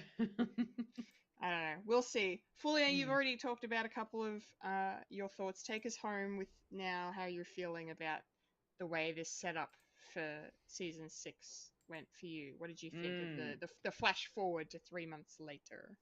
So it was nice to see that they're, everybody is now settled. It's, everything's all good. And the fact that they mentioned, hey, it's been 5 years ago. This is how we came together. We were listening to this podcast together and all that sort of stuff. So it's like a nice little reminiscing moment for them. So I really like that.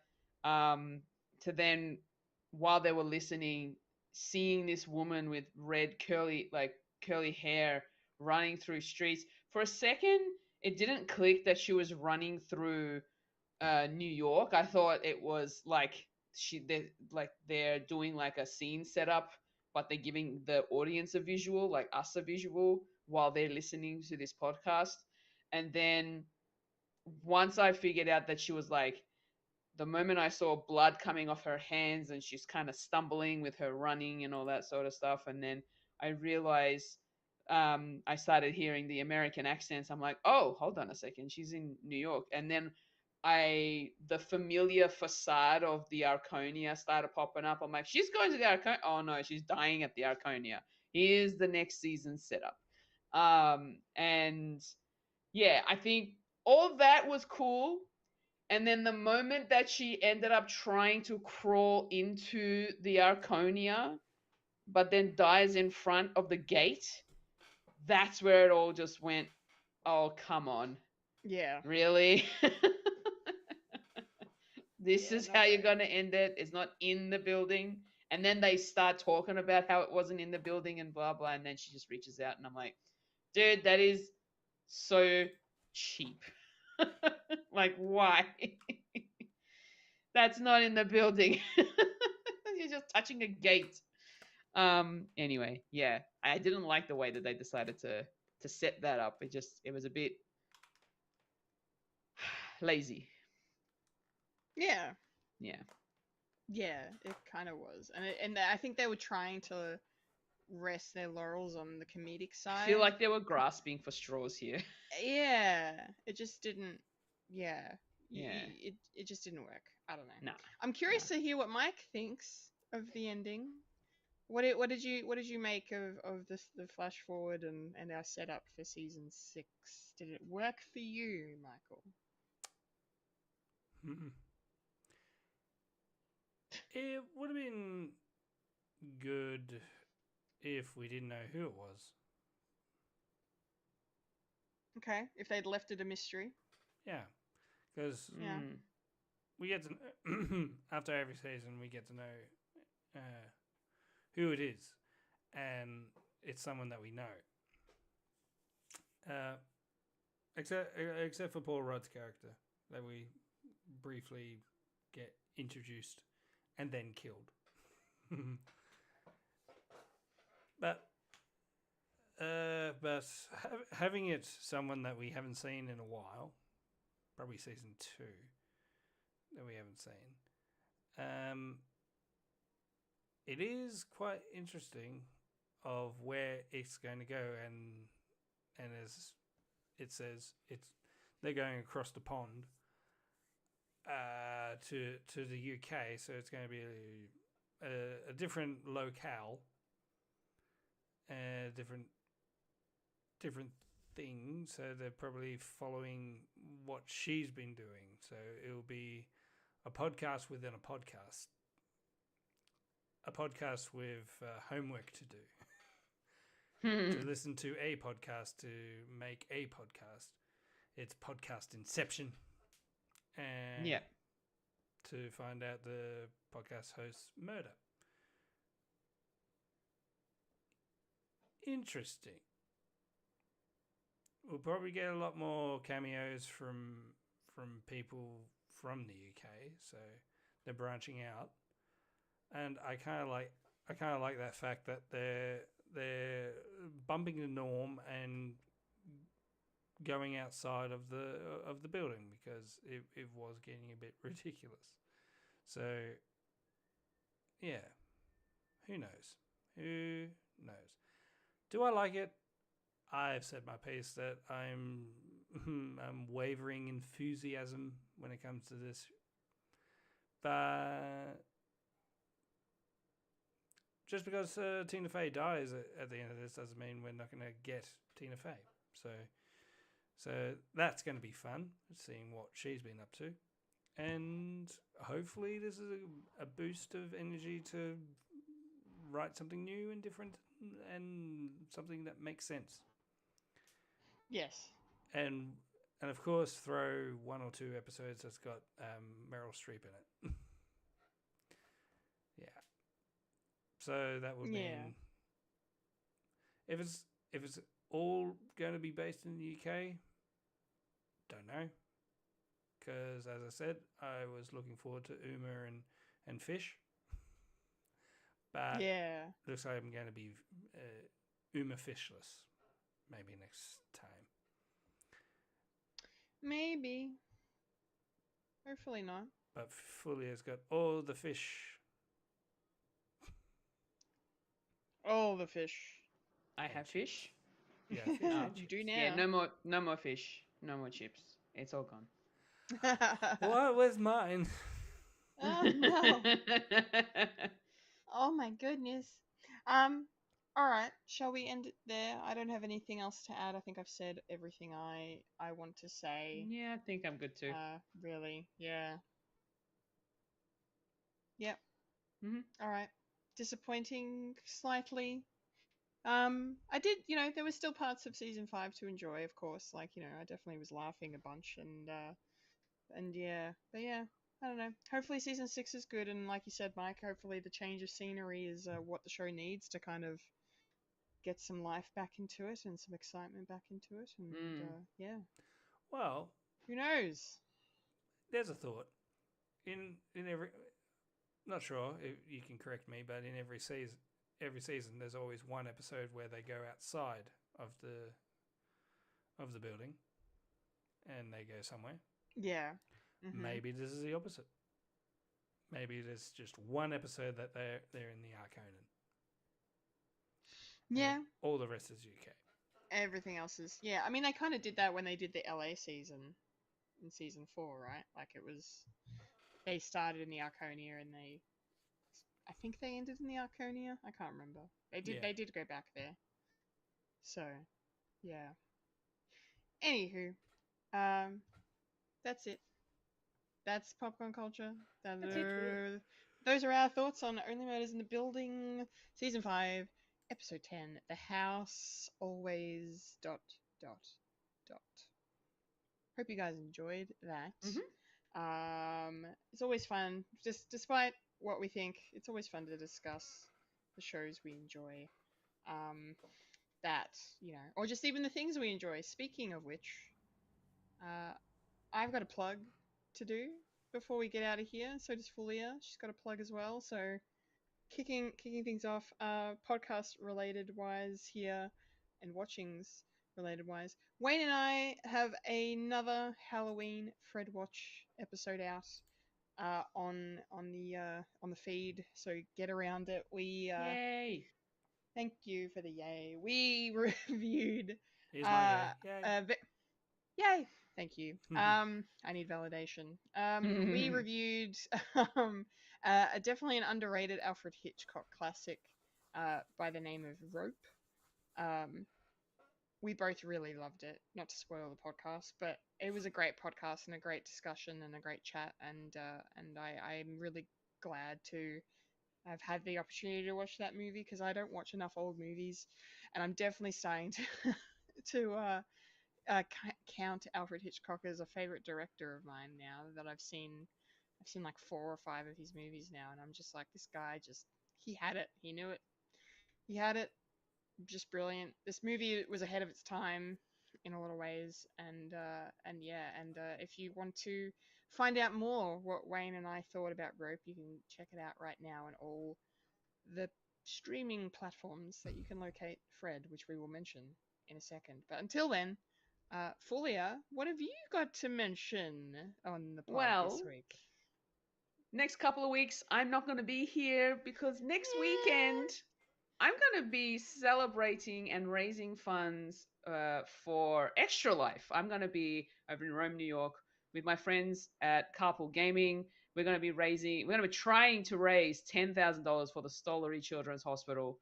And we managed to do it last year and then some. We're hoping to do it again, trying to beat our personal record as a team. So really looking forward to doing that next weekend. We're going to be streaming for 24 hours, playing video games and having fun and causing chaos over the weekend. Yes. So come join us over at twitch.tv/Carpool Gaming Live for the stream. The stream begins on I think it's the 8th of November, 10 a.m. Eastern Daylight Savings Time. So that would mean it's going to kind of start in the middle, kind of like after midnight, our time. So it starts Sunday morning for us, but it'll be Saturday morning for you. It'll be Saturday morning for me. Okay. While I'm over there, yes. All right, great. So I want to know when I need to check, when I need to tune in, and yes. So that's good to know. So I was gonna say when you wake up, we'll still be going. So great. Sounds wonderful. It's yes. It's a great cause, a great thing you guys are doing, and it's so cool that you're going back over there to do it again. So good luck. And to catch up with all my friends. Good luck. Have fun. Yes. Get to see all your friends. Yes. Good luck. It's gonna be great. Over in America. Gonna play all the video games. So yes, that's all the video games. That's what I wanted to plug. So yes, thank you. Worthy plug. Absolutely. Yes. All right. That's the pod then. We're done. I have no plugs. Mike has no plugs. You have electrical plugs. Yes, electrical plugs. This is USB. Electrical plugs. Well, it's not very portable. It's a hard drive with internal. Internal hard drive. Yes. Wonderful. All right. Well, until next time. A 1, a 2, a 3. And that was a podcast called Fred. Remember to follow us on Facebook, Instagram, and Blue Sky for the latest Fred content. If you'd like to listen to Fred the Alien, you can find us on SoundCloud, Spotify, or Apple Podcasts. If you'd like to watch Fred the Alien, you can head over to youtube.com/Fred the Alien Productions. And if you're watching us right now, make sure to like the video, subscribe to the channel, hit the bell icon to be notified of future content. And if you're watching us live over on Twitch, make sure to give us a follow on the way out. Twitch.tv/Fred the Alien Twitch. Yes, I've been a Kendall Richardson. I've been a Fulya and Michael. And I've been the man with gel in his hair, a Michael Lister. And you just experienced a podcast called Fred. But remember to read these. Remember, Freddy lives, Loki dies, the Doctor is in, and there's no time for Firefly. Whee! Remember to look after yourself and your mental health, everyone. Yes, most important. Thank you for watching. Thank you for listening, ladies. And